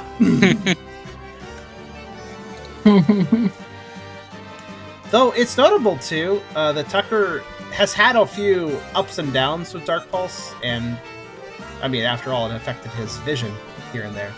But this time it really feels like it emulates out of him a lot more naturally, and without as much exertion, I would say. That was Shadow Sneak that affected your vision. It was Shadow Sneak. Dark Pulse was it? also kind of, but yeah, it was Shadow Sneak. Oh, okay. Well, apply that statement to the Shadow Sneak then. Sure. Alright, Brooke. There we go. It's your turn. Nobody is currently being held hostage. Yay! I'm gonna Shadow Shot now. Okay. Actually, I may as well ask, how did the Shadow Oh, Sneak yeah. go? Was it a smooth usage? Yeah, it was. Cool. Let's see, +1 accuracy, so it's only -3. Dex for channel. Oh, right, your code isn't wet, is it? No, not right now. Did you say you're using ice gun? Yeah. Shatter shot. Shadow shot. Shotgun. So that's 10 minus 3, 7. Shadow shot? Shatter shot. Shatter Oh, shot. scatter shot. I'm sorry. I'm just like, what? It's the second one. You have a shot move? Like, hold on. That's a crit. Ooh. That is a crit. Actually, Very that's a wonder- spicy. that works really well because V got moved out of the way, so this is where I'm an Yeah. option now. So that's special plus 7 because stab. Nicely done. Yeah. Minus 4 accuracy, you still pull out a crit. That's 11. Okay, cool. Damn. Blast him. Blast him. Last the So I opened my jaws and I started blasting. I fired and I missed. And then I rolled up and I Okay. fired. Oh! Last Oh my. night. And then they all died. So that's a total of 9 due to the fact that it's also ice, which is super effective on grass. Oh, Kyogre Rouge too. Oh, right. Do you want to roll those extra 2? I forgot about the One Kyogre minute. Rouge. Let's do more. That's a total of 11. Okay. Don't forget about the 2 rolls you can do too. Yeah, flinch 1. So no feints. Come on, Frozen. come on. And they're all first No. again. This is going to end the encounter either way.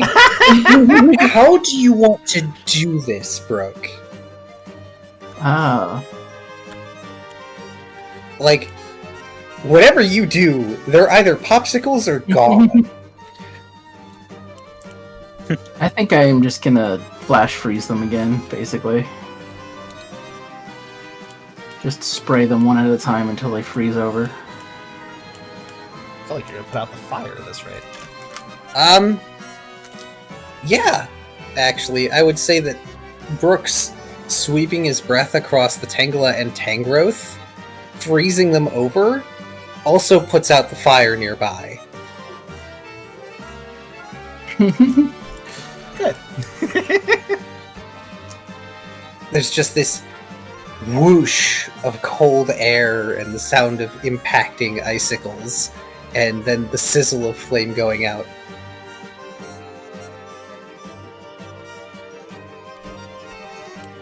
That almost got out of hand.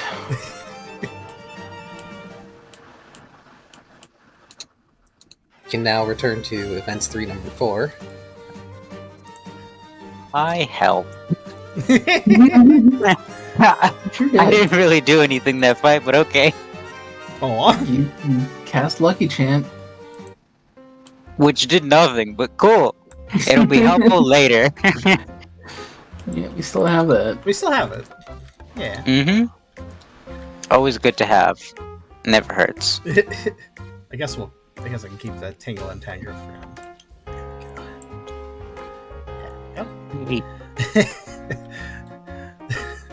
So, wait, did we consider them all to be ice sculptures as well as fated, or Yes, cool? Yeah, we're just They- kind of frozen right now. they have been frozen through solid. Tucker looks rather relieved that the fires were also put out of the process. As soon as he sees all the ice sculptures that were previously Pokemon are now no longer a threat, he immediately checks over his coat and kind of paws at little singed bits. Still in one piece, V? Yeah. Glad that I have a nice fur coat, though. Geez, maybe I should hire you to do the frozen drinks. Lycian has such problems.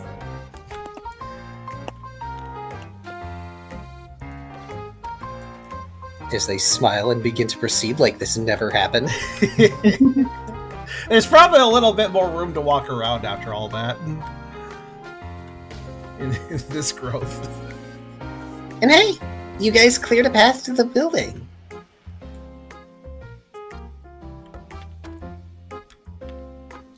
Good job, Ralph. Hell yeah. Yeah, I'm good at good at clearing things out. Well, if you want to restart the garden, it's already half. Yeah, it's already half out of the way now. All these weeds. Jeez. We'll have to see. It depends on how much effort this property is going to be. It's pretty out of the way. I mean, worst case scenario, you can just give it to those Poochyena. They seem like they could use a place to stay. Oh, did V say that? Yep. Huh. Weirdly generous of them, I know. Tucker kind of glances over to be a little bit surprised by that comment. That might work. We'll see. Thanks for that offer. I mean, it's not like there's a ton around here for them to eat. And if the Tangrowth are any indicator, there's probably stronger Pokemon around. So, I mean, if they want to stay, it's their funeral.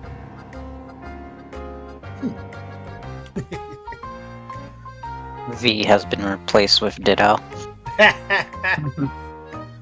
No, they're just being pragmatic. Actually, wasn't sure if V intended just to kind of loot and leave, or if he wanted to claim this property proper.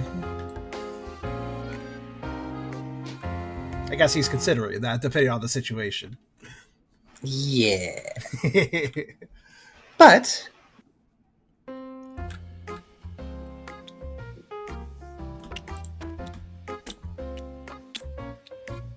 I command you to go back in the bag.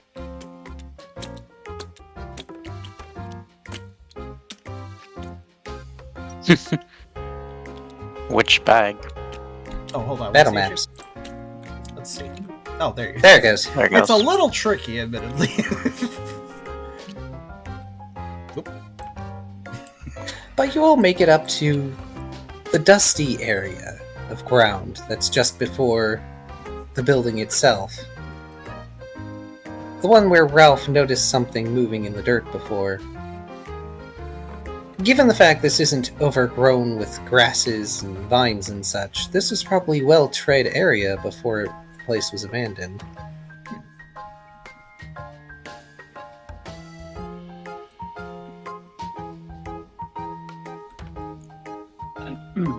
Can we see the front door from here? You can! What's left of it. A thick, well-varnished wooden door that seems to be relatively intact. There's a hole or two in there.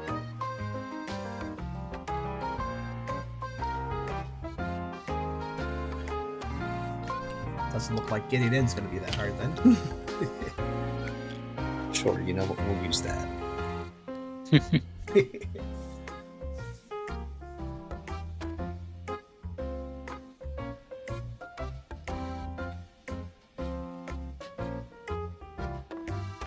Alright, what music is playing? Events 3, number 4.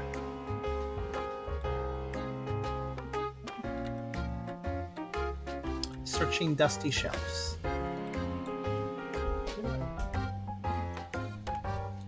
Has V immediately taken the lead again, out of curiosity? Yes. However, they did hear Ralph. So they're sort of looking around at the moment, ears perked. By the way, Ralph, you can see that there is a gardener's shed off to the side now that you're this close to the building. Noted. Shrug, why not? We'll check it first. It'll be quicker to check. Let's approach, open the door. Hopefully I don't pull it off. If I do, no big deal. You are approaching me. I didn't know the shed had such an accent. Wow.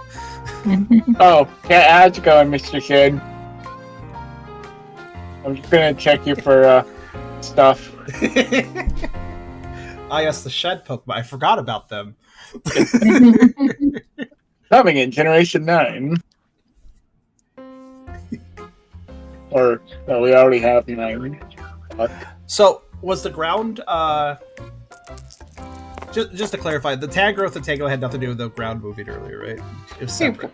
Oh my. It was separate. It was much further away. Hey, Ralph, give me an insight survival alert.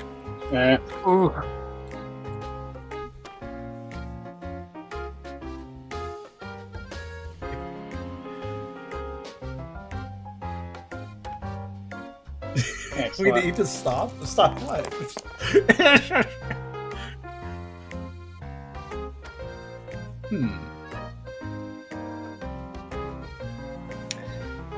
Alright.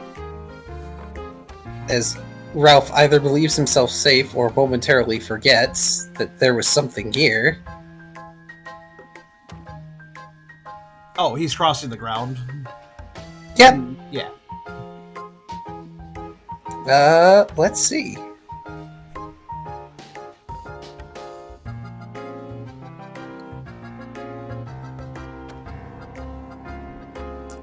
Let's see if dig hits. Oh, I was wondering. Barely. Oh.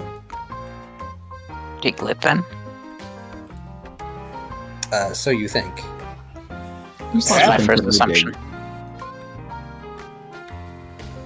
Good thing Ralph is not super affected against by ground moves. Wow! Good thing Ralph is just... Alright. Can it even plink you? I'm curious, Ralph, were you trying to cross the ground that you knew was sus, or were you trying to, like, go off to the side to the shed, thinking it was off to the side? I probably forgot about the Suscran. Fair. I mean, middle of a fight, big tanky Tangrowth that somehow managed to survive your Giga Impact when everything else got flattened.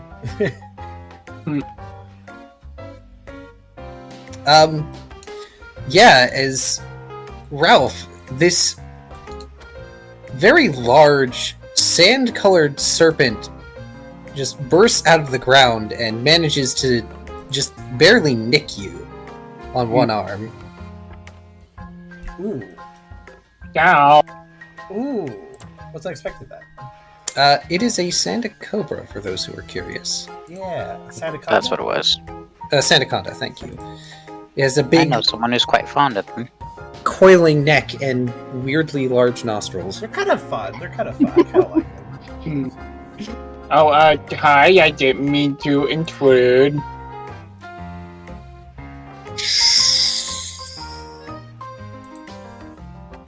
The feral density here is pretty large.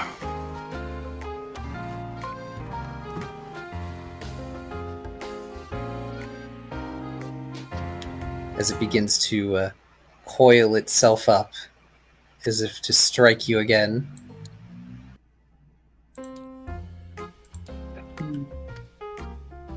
We will, I'll, back off.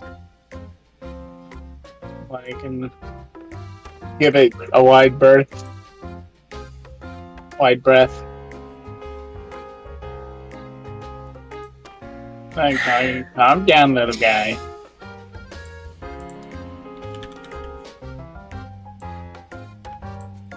Oh, that's kind of neat. I don't believe there were Gen 8 things on this one table before. So, Ralph, why don't you give me a... Oh my Let's God. go with a smart contest perform to see if you Alright. can get this thing to calm down a bit.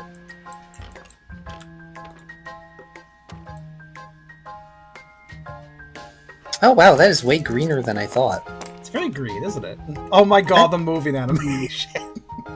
Yes! I personally prefer the pre-Evo, which is rare for me. That's fair. Honestly, I agree with you. I like the preview is kind of cute, actually. This one's silly, but I like him because he's silly, I guess. Oh, that's why he was green. Yeah. Yeah, he was tinted. Oh, the color tinting is really effective on them, then. You can do anything with them. Like, wow. They're sprung. It slowly just lowers itself. The thing looks this Pokemon looks kind of like a very large, scaly spring of some description. Important question, actually. Ralph did get bit by it, right? It used Dig, so it kind of just sort of nicked Okay. Ralph. Because getting bit by a cobra is something to be mindful of. So, yeah. Sadly, they are not poisonous. Ah. Actually, yeah, they are just pure ground. They aren't spew sand at you.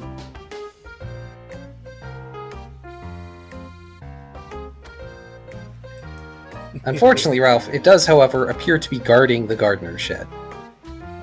Ah, okay. I see. There must be sand eggs in there. Well, you do you. I'm gonna back off and leave them be.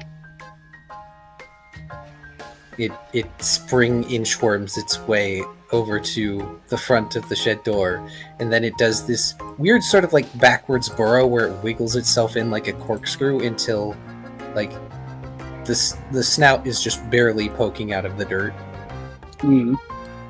Well, I will leave it to that. There's probably like baby sand dials in there. Baby Or sand snakes, sand nobras. Silica. Yep. Actually curious. Okay. Yeah, so I'm just gonna go to the manor proper. Wait a minute. Did you know that the sword and shield had different colors for them? I did not know that. Really? Yeah. The sword version has a greenish hood thing, too, and shield it's gray. So. Huh, neat. Yeah. Anyway, Ralph, you go over to the door of the main building. Alright, let's knock. Knock, knock, knock.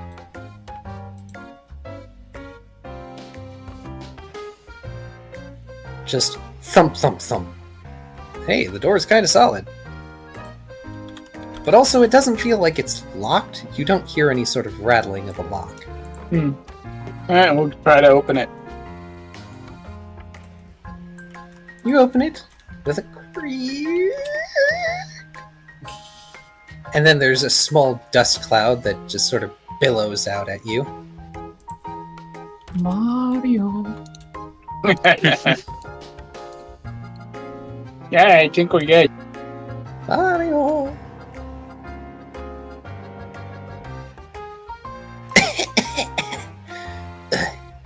Of course there's dust. All the good antique places have dust. Besides, Dust is a must. musty dust. Ah, gosh, you're infecting me. It must be dust. And Alright, it's don't never hurt yourself. enough. Alright. We Don't have to hurt trust. yourself, Casanova. Or whatever the Pokemon equivalent of Casanova is. I couldn't think of anything. Alright.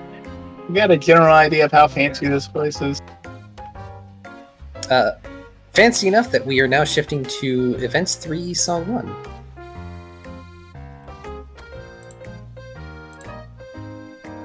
Ah, so it's a bit cultured. Yes, indeed. A bit of culture, you know. Yes, fancy.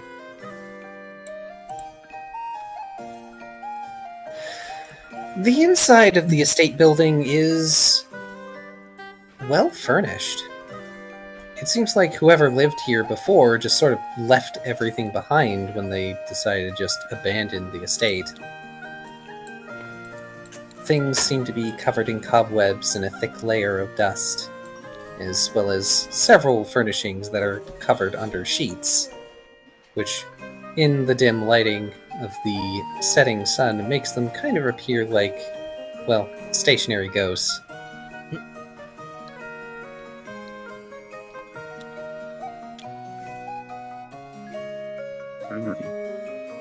I'm curious if Mawile has any comments on anything while we are in here. Well, when Mawile is eventually let in, because she's kind of at the back of the pack with Liar and That's Hot true. Dog, she looks around, sniffs a bit, just sort of rubs her nose, or lack thereof. Well, smells like a place where you can make some discoveries. Doesn't smell exceptionally old, though, as she squints, looking around at the various fixtures. Indeed, there appear to be a few paintings on the wall, what looks like is a covered armchair, a sofa, a sort of like hallway, like cupboard table, you know the things. There are, however, what appear to be like molded candelabra sconces for lighting on the walls that have long since melted away candles in them.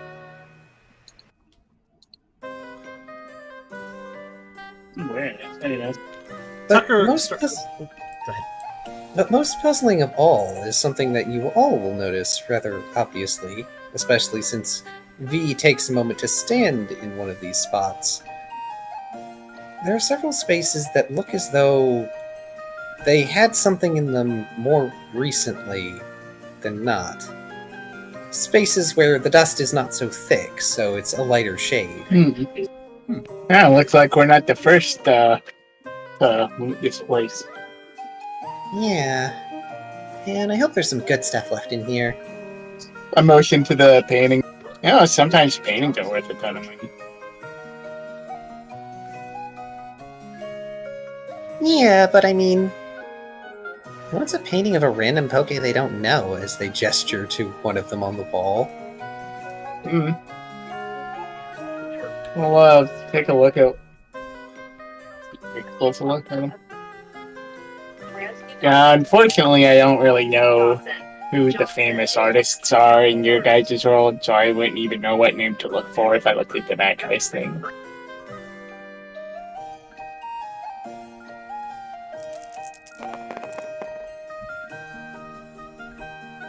Oh, the dice hate me. Aw. Oh.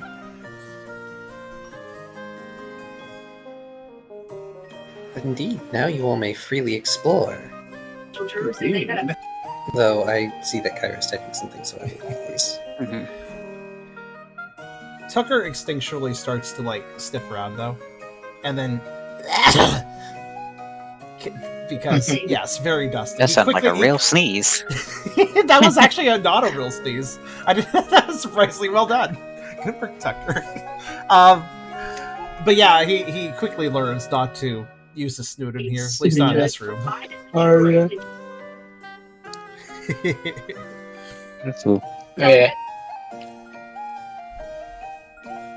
Yeah. Okay. Yeah, you did.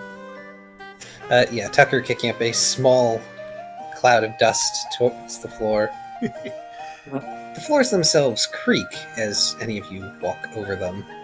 Even Ryder, who is ostensibly one of the lightest among you. Yes, lighter even than V.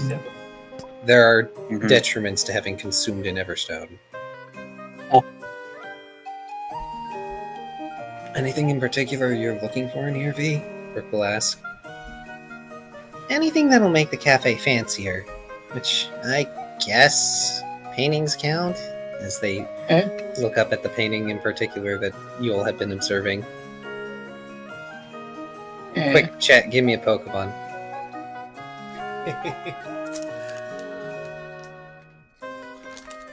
All right, chat. What do you guys? Oh, full Corona. No, Greggy. something that, Something that You know people what, would sure. actually have seen. There you go. yeah, something like quote-unquote regular. Yeah, there's a stately, well-dressed Scraggy in the painting. They have one of those fancy curly handlebar mustaches. Oh, That's great. fancy. That's an image right there. They are dressed. They are dressed in the kind of colonial era garb that, like, the hunters from Britain would have. You know, the one with the tan hat and the outfit. Yeah, I'm looking up at the painting, doing a little curly finger motion at where a mustache would be. Clarion's crafting. Damn it. The disaffected gaze of the fanciful Scrafty regards Ralph's attempts to look fancy with disdain. Hey, Marlisle. Hypothetically, what if I were to grow a mustache? While coming over, just shiffa, leaving little tracks in the dust. She looks at Ralph, just half-lidded gaze, slightly raised eyebrows, looks over at the painting. Nah, doesn't work for me. mean, hey, if you wanna. I have to sleep on it. Is that how long it'll take you to grow the mustache? I'm sure I could grow a mustache easy if I focused on it. But that requires your focus, doesn't it? Oh, shoot, you're right. V snickers. Also, I am trying hard to differentiate their voices. I know it's difficult. Oh, it's okay. Brooke will Context start to look helps. for anything shiny. Tucker will mutter, stuff that fits a cafe. He kind of regards that one painting and kind of offhandedly mentions, so stuff that adds to the positive, cute vibe, right? Yeah, or something that we can polish up and put around as decorations. Or, stuff that could be valuable. Painting, I mean, if we have room, we can come back for it. Tucker nods. So, for those of you who are actively searching, I will not be rolling for the NPCs. They have, their own things that they can find. Go ahead and do the roll that everybody has to do, Insight Survival Alert. Okay. I will also Indeed, ask, since we've spent a little bit of time in this main floor, second floor, third floor, basement, what do we got? You don't know yet. You haven't seen any stairs. It could be that this is a one-floor affair. Okay. It's Insight Survival Alert, right? Yeah. Yeah. So, Ryder isn't exactly looking at things particularly well, nor very intently. They're sort of meandering around. Not too And then if anyone looks at them, they look sort of distracted.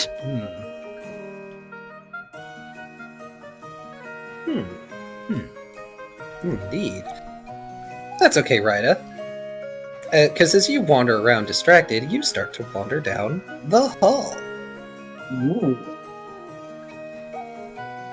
You pass by one of those, hall cupboard table things that has what looks to be a vase on it with very long dead flowers in it. It's a surprise they aren't disintegrated. Now, going in order for those who rolled, Ralph.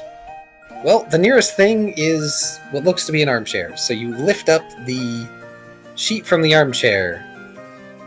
It's a nice armchair. Kind of old and would probably need refurbishing, though.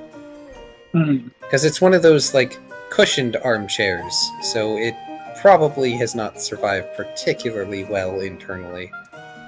Yeah. So I'm gonna keep an eye out for a fancy box, like a jewelry box or anything of that nature. Maybe ornaments hanging from the walls. Yeah, decorative swords and things of that nature. Not necessarily in this foyer area, but maybe further in? Yeah. The most expensive Just kinda- things are probably the painting, quote-unquote, and, Yeah. the wall candelabra. Yeah, that's a lot of work, though. We'll go in further. Yeah, and it would require ripping them from the walls, and that causes damage, and you might need it later. Brooke. As you start looking for things that are shiny, you also are gravitated towards by the candelabra, but in the foyer you notice that there are a couple of open, cupboards. I know there's proper words for the furnishings. They're basically just cupboards you keep out in halls and other places. I just don't remember them. And you manage to rummage through them a bit, and you find what appear to be beads? Just a string of differently colored beads that terminate in what looks to be some sort of flattened coin. An earring, or what may have once been a necklace.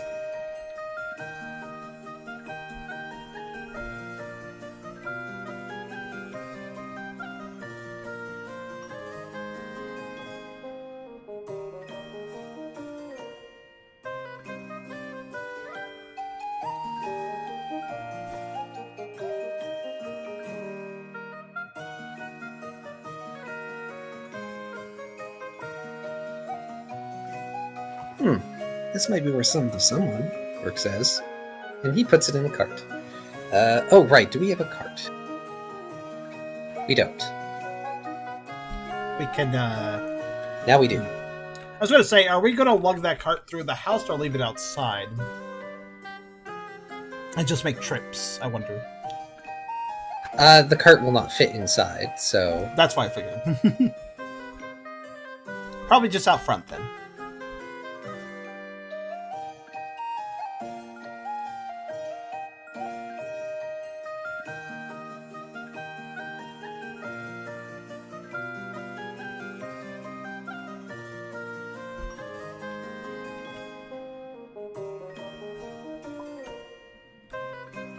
Rook clicks add to cart.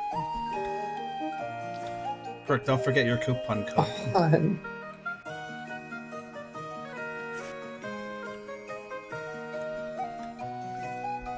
Da.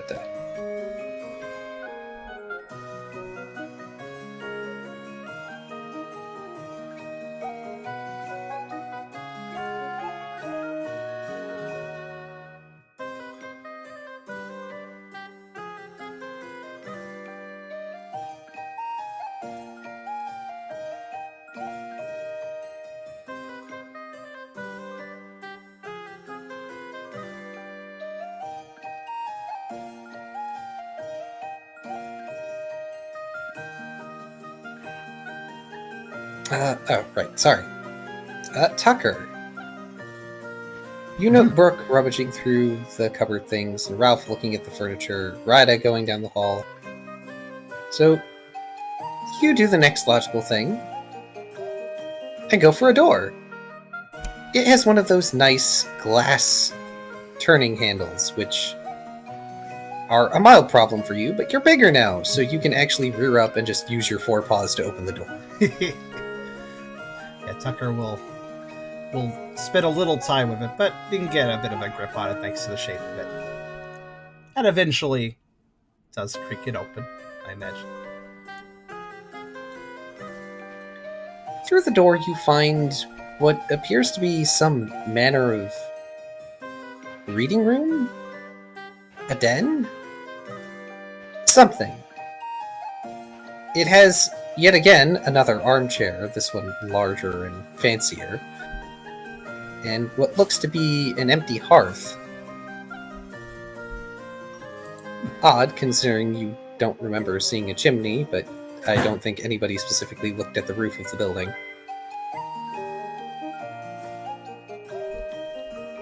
Interesting. Was there books or a desk or anything like that? First question, are you entering entirely? Tucker will enter entirely, yes. Okay. As you enter entirely, either through some manner of momentum or brushing against it, the door creaks closed behind you with a gentle click. The doorknob did not appear to have any sort of lock on it, so it probably just sort of latched itself. You know, as regular doors do. But as you look around, you do notice what appear to be shelves. They seem to be set into the wall, kind of as if the wall itself was built with the shelves in mind. And with your dark vision, you're able to see that the wall itself appears to be at least based on red clay.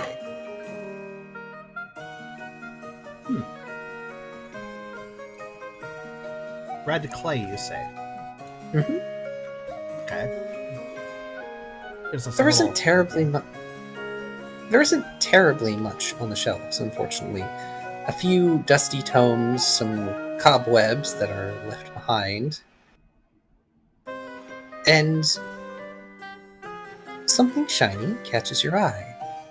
A porcelain figurine.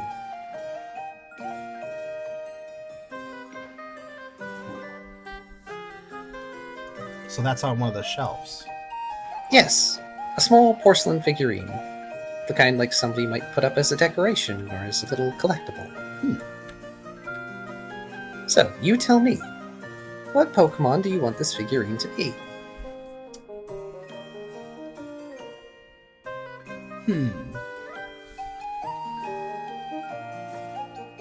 Let's have it be a Dragonite, why not? That seems fair enough. It's a nice, painted porcelain figurine of a Dragonite. It's not just a regular Dragonite porcelain figurine, of course. It has little fancy flourishes on it. But it's still a Dragonite. You can tell just by the shape and the color. Neat. Well, that's interesting. Tucker wants to get it, but it's up on a shelf, and it clearly looks delicate. It's not clear if Tucker knows exactly what porcelain is, but you can tell that it's probably something that would break if he knocked it off the shelf wrong. So, how high is this shelf? Unfortunately, it is the second shelf up, and the first shelf is already a little... Well, the first shelf is about head height for you. The second shelf up is another head height up. Luckily for you, there is a chair here. And it appears as though these shelves were designed specifically so that someone sitting would be able to at least be able to readily grab everything from the top to the middle to the bottom shelves. Ah. In that case, Tucker will take a seat. You slowly sink into the cushion of this chair, and you can even feel the framing of the inside, given the cushion is old as, well, old. A bit funky and uncomfortable, so sadly this chair, fancy as it is, probably wouldn't be a good fit for the cafe.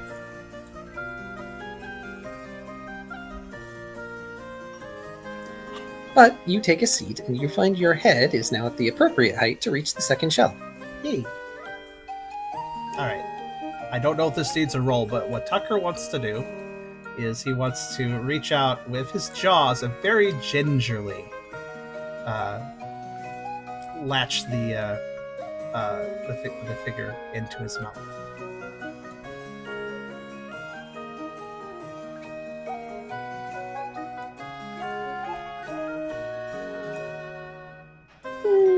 I'd say you'd be able to do that without any sort of roll. Just taking his time with it, so... While he could try to paw it off the shelf and try to land it on the sofa or something, this seems safer.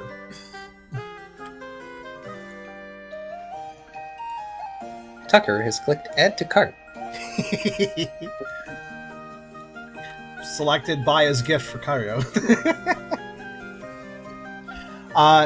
Tucker will take it, and once it's fully down for the shelf, he will carefully slip it into his pack for the time being.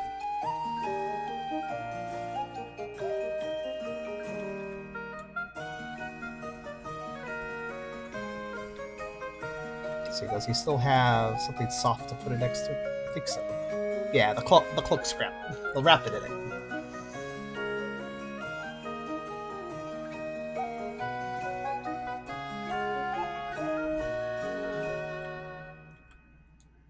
Alrighty. And now your locations have been updated. Put that Poochyena away. You're not here, Poochyena. You're outside. Oh, one other thing. Tucker will kind of just, even if the seat's not terribly comfortable, he'll have a little sit down. They've been walking for a while, and he will actually still examine the room a little bit longer, while also munching on one of those strawberry-like fruits that he got from outside. So you remember they were in the pack.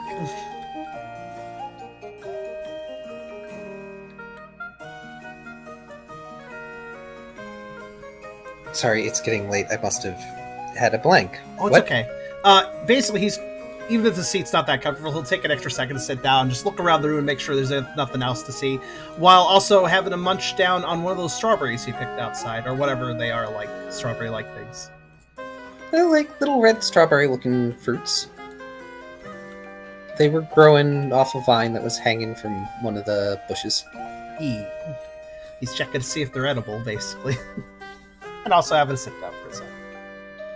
They're a little bit sour, but edible. we make soda of that too, then. And probably we'll Not- pick more later. Not terribly filling, though. They're not very large. Probably better as a, adornment on something. Or maybe used for jam. Sourberry jam. Does the room have anything else in it besides that? Or is it pretty bare aside from shelves, chair, and hearth?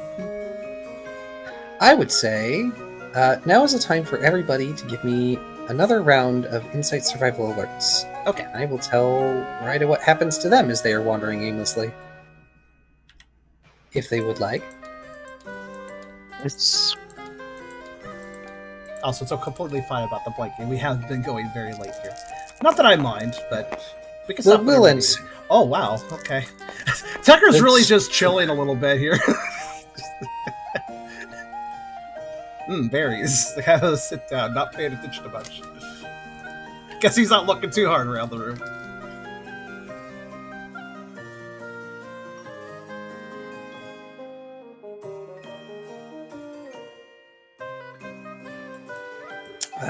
So, Ryder.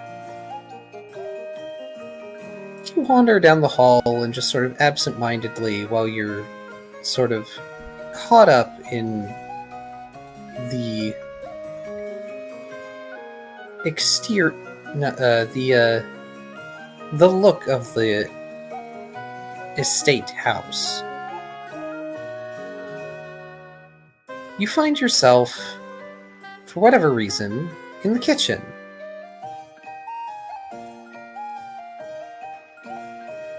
Over what appears to be, at one time, a washing area or sink, there's still hanging some old cookware.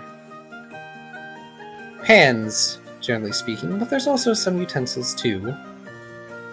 Spatula, for instance, as well as a two-pronged fork for larger meats. There also happens to be a knife block, which, surprisingly, is mostly full. Some sort of old stove setup as well, which helps tell you that this isn't nearly so ancient as some might believe a place. But it reminds you of somewhere.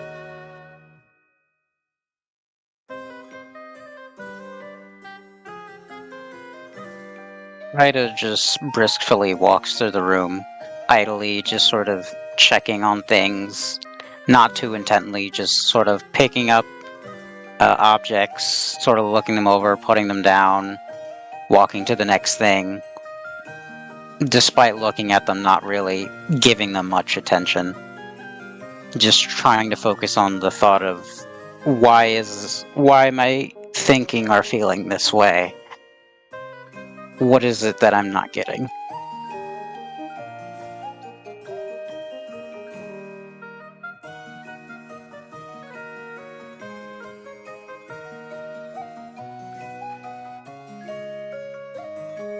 For a moment, Ryder,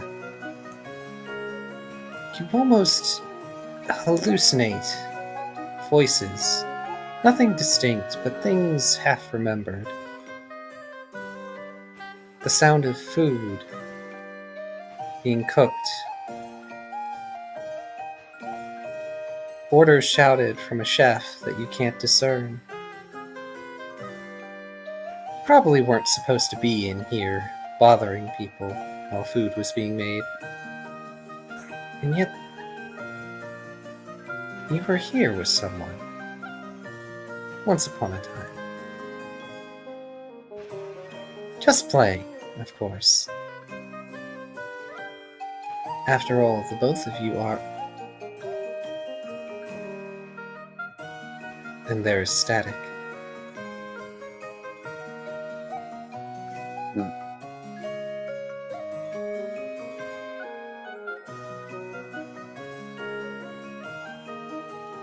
Huh. Curious.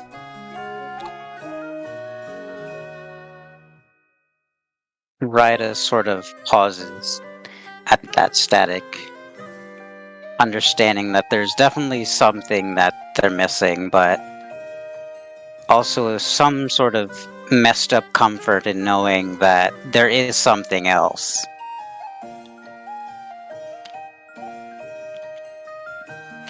Events one number 32, please, everyone. Okay.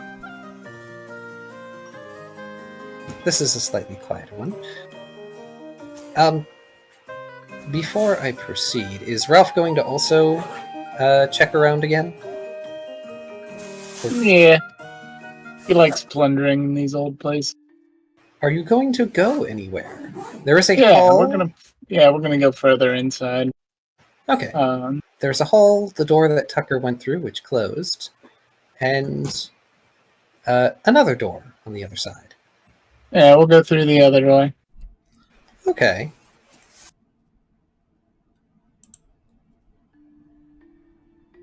Would you mind rolling Insight Survival Alert for me, please? Indeed.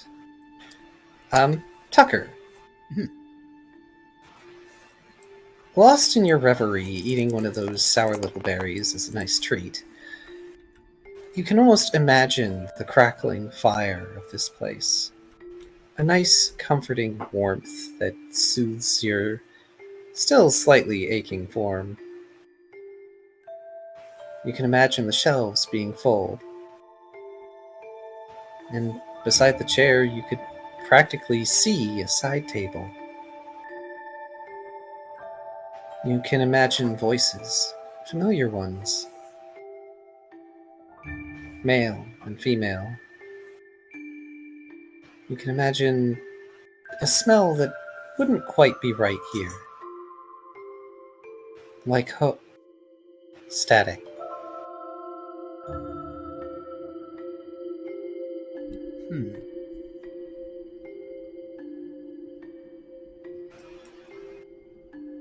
Brooke, are you moving elsewhere too?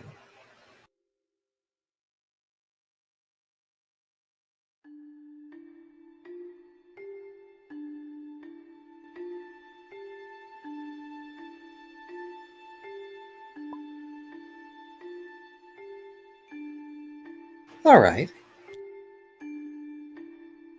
So we'll do Brooke and then we'll do Ralph. Brooke, as you wander down the hallway, the creaking floorboards, there are moments when you feel like you hear another set of footsteps beside your own.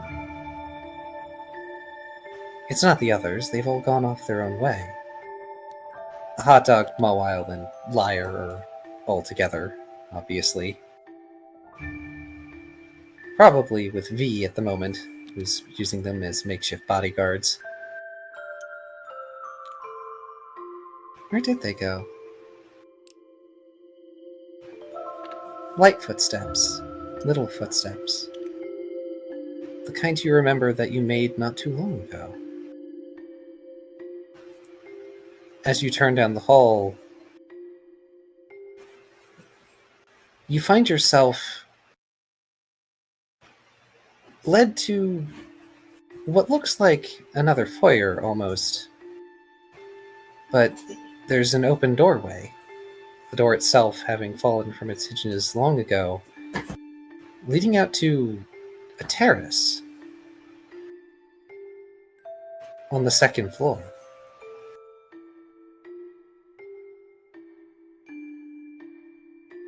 It gives you a wonderful look at the currently burnt garden and courtyard. You could almost imagine what they were like in their prime. Lush, green, bountiful, well-maintained courtyard. Good for having guests. Easy to go through.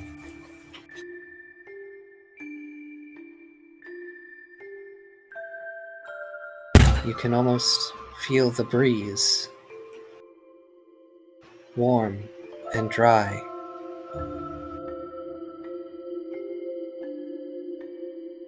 Static.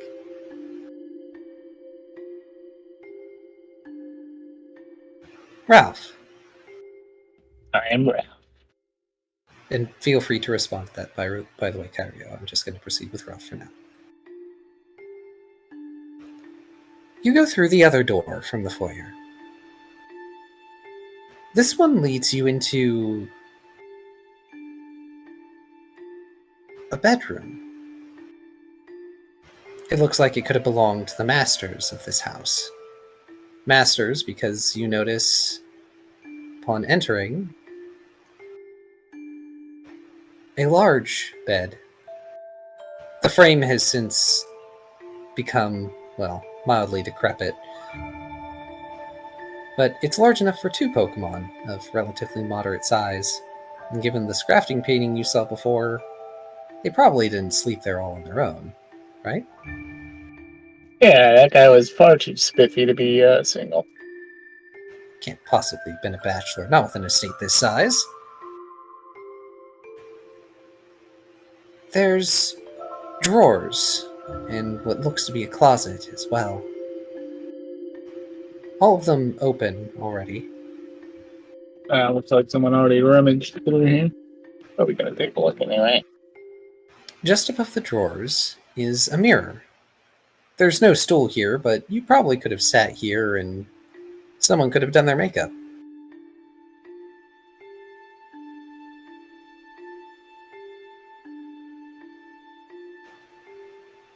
As you rummage through the doors, you find, well, just that. Old pomanders, little clasps, long-dried vials of nail polish. At least you assume it's nail polish. Mm-hmm.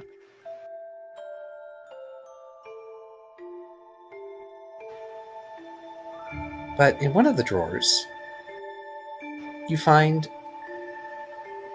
a ring with 3 keys.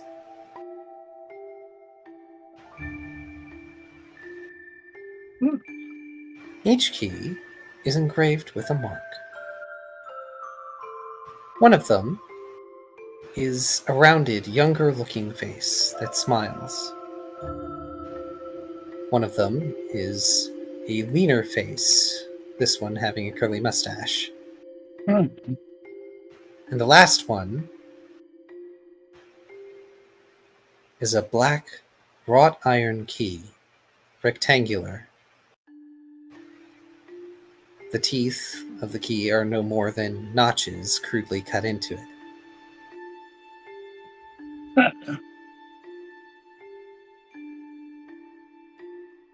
So I've got a key ring with 3 keys. Interesting. Seems like the second one is somehow linked to the individual we saw in the painting.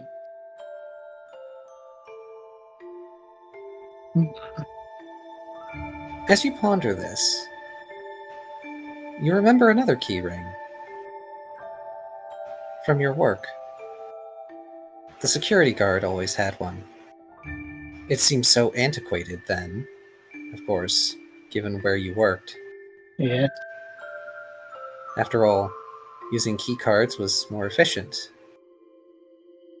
But they insisted having physical keys to places meant there would be accountability. It would be harder to break in.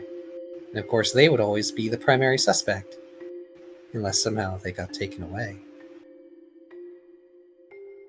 You can remember a time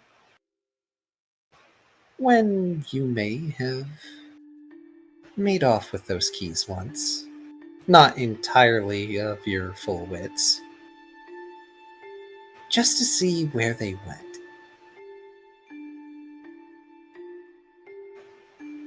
It was an exciting little adventure for you.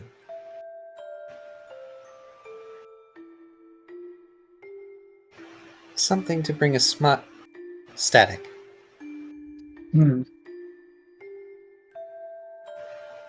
Almost unconsciously, Brooke looks at the empty crown by his side, frowning, wondering what he expected to see there. His voice feels off, he mutters. When he does, you can almost imagine standing there, a Totodile, shrugging. And when you blink, it's almost like they're there, a phantom limbed in static. And then you hear it. A silent, broken sound. As when you look back into the manse, you don't see the hall. And that's where we're going to end for tonight. Interesting. Interesting.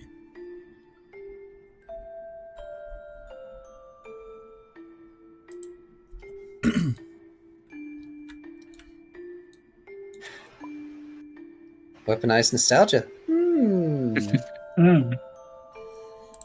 Tucker will probably have a reaction next session, given his own, his connection abilities. I wonder if he could suss out any of this. Oh, they very well might be. They might be very important. Funny enough, Ryder's used to this. This is just how their memory works at this point. Oh. But it is Yes. interesting. Weaponized nostalgia. Welcome, It's- everyone, to the derelict estate. Dun dun dun. The most obvious dangers were outside.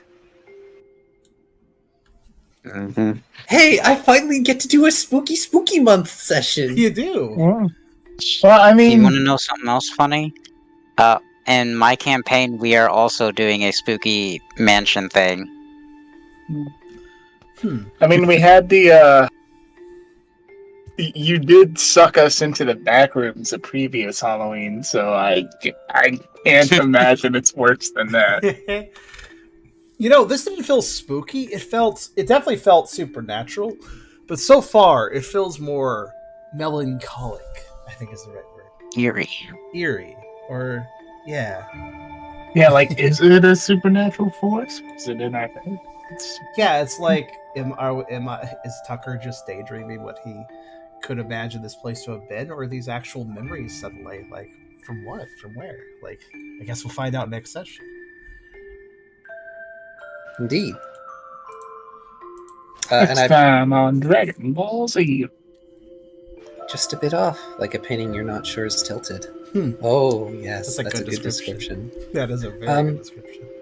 So I have updated everyone's locations on the location card Okay. just to show you your path. Locations. Location card? What does that mean?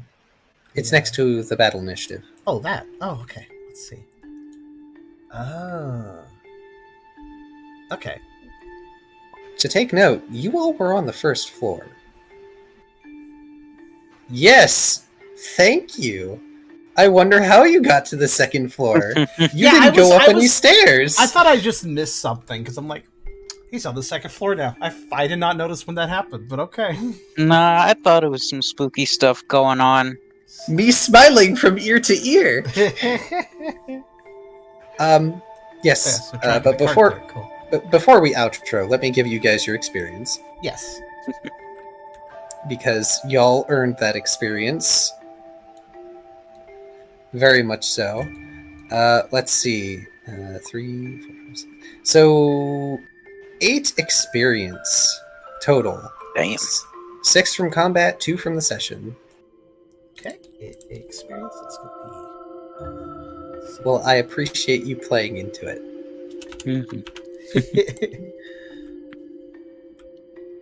Yeah, I thought it was weird because Brooke was like, yeah, I was heading the same direction as Ryder, and then ended up on the second floor. I'm like, so room shifting shenanigans. Oh, interesting. Or just very bad navigational skills, one or the other. Or the whole house is a ditto. Monster house. Boy. Nah.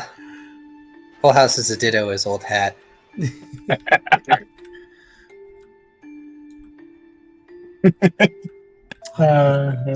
Monster house. As usual, let me know if you have trouble adding your experience. Everybody spent their experiences. I just realized, like, everybody has very low experience. I made some big purchases Except recently. for Tucker, who still needs to probably get some stuff, but I'll figure that out. I think I'll do that next session. That seems reasonable. I mean, you did get new Stat Yes, caps. There was already a Sorry. bunch of changes at the end of last session, so I didn't bother to spend anything else. Yeah, like the free skill, for instance. So, and now I must. Tucker must pursue Poison Fang, apparently. Whenever that becomes more possible. fangs. Always. Thanks for asking. That was horrible. Why did I do that? But let's see here. It's quite late, so I imagine all y'all need to get going. But before y'all do, Tucker just wants to say, thanks for playing with me, everybody. It's fun to get back into this. Hell yeah. Adorable. Also, reminder, I think you were supposed to show art at the end of the session. Indeed. Well, I figure, yeah, I can share art. I just wanted to give everybody a chance to skip a doodle if they needed to go before I did. Because I gotta go. Just a reminder. Organize that. Yes, I'm gonna go get that. But yes, this was very nice to get back to. Honestly, it's funny. We took this long break, and it doesn't feel like we really missed a beat with this session. This was a fun session, a lot of shenanigans.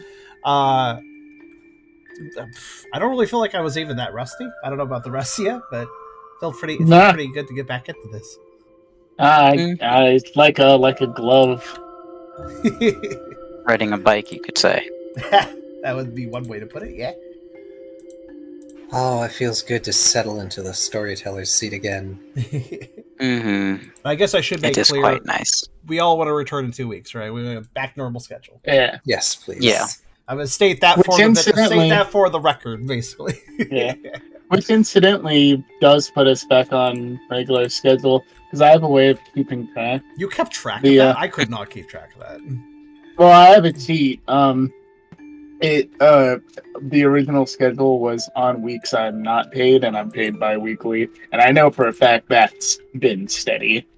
Because I've had the same job the entire time. Huh, nice. Very good. Checks out. We are paying you with fun. So let's see. I don't remember the backstory for this, but this is one of the pieces of artwork, fan art, that happened in between sessions. It was Ryder with, I believe, Ennio's Mayeda character or something? It was like basically, Ennio had this idea that they would, based off of their personality, they would get along very well. That's his diary and Mightyena named Q. They're both very serious. So it would be fitting if they ever worked together that they would just get along very well. That makes sense. It's very cool. I do like their design too. Mm-hmm.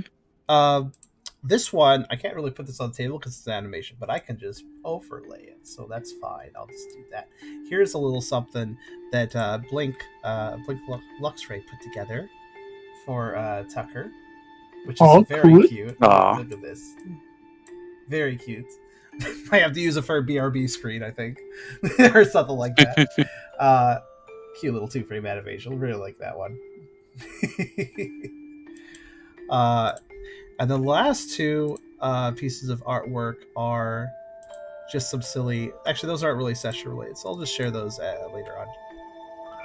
But a couple other pictures of Tucker, which I'll share at the end. But all that being said, I do hope everyone had a good time today, and I wish that we will have a good session next time too. I imagine we will. How about the one on your side? On my side? Oh, wait, I guess I could share that one. Oh, always I'm mixed up, actually. I think things got out of order here. I usually have a chronological order. Yeah, I can share that one. Hold on. All right, here we go. Yeah, this one is by Fluffy, I believe. Here, I'll just put it on the table. Fluffy. I believe Reese was asking about it. Reese commissioned this of Fluffy, and it's very cute. It is of Tucker and Puppy. So yeah. That's cute. Very cute. very cozy, that one. Disclaimer, Tucker is not that size in game, but it is very cozy. I like that a lot. Heck, I guess I could share this one too. I also commissioned this of Tucker from Key Squid. Just a quick little thing, which, I mean, today was all about hunting, teaching hunting to, well, not really teaching hunting, but making sure that Poochyena is coordinating with hunting. So here's a little flaffy nom that occurred as well that I got commissioned. I'm sure some people would like to see that. That's Key Squid that did that. Key Squid has actually done art for the for some of the older sessions. You might remember some of the cute art they've. I think that are we still? No, we're not. I think on one of the Jolteon dice is one of their art. Let me try to roll it. See if I get lucky. Also, just actually, I think they've done. Yeah, they did numerous. So the 3 is their art as well as the 2. So, oh yeah, I guess I could do that too. Oh yeah, the Key, 3. yeah, Yes. Key Squid has a great range when it comes to art, and they've been constantly improving. Still, they're a good friend of mine, honestly. Really love their stuff. they've always been interested in Pokerole, so when they heard the Tucker evolve, they were interested to get something together for them. So we got a little something together. Also, I was going to say, poor Faynell. This is how their career ends. Oh, the arena champion, one less now. Disclaimer: not meant to be Faynell, meant to be random feral. So. Hopefully a random feral, not one of the sheep from Mudbray's ranch. I bet he'd be a bit cross about that. Everybody have a lovely night. Thank you for a lovely session, and I look forward to the next one. Yes, indeed. Thank you very much, Karserus, for doing such a great job coming back into this, and all players, thank you again for joining me today. This was a lot of fun. And stream goers and everyone, really, y'all have a good night. Thanks for attending, and I'll see you all again for session. Let's see, that'll be 133, 2 weeks from now, and no more delays. We're gonna play in 2 weeks, so glad to be back, guys.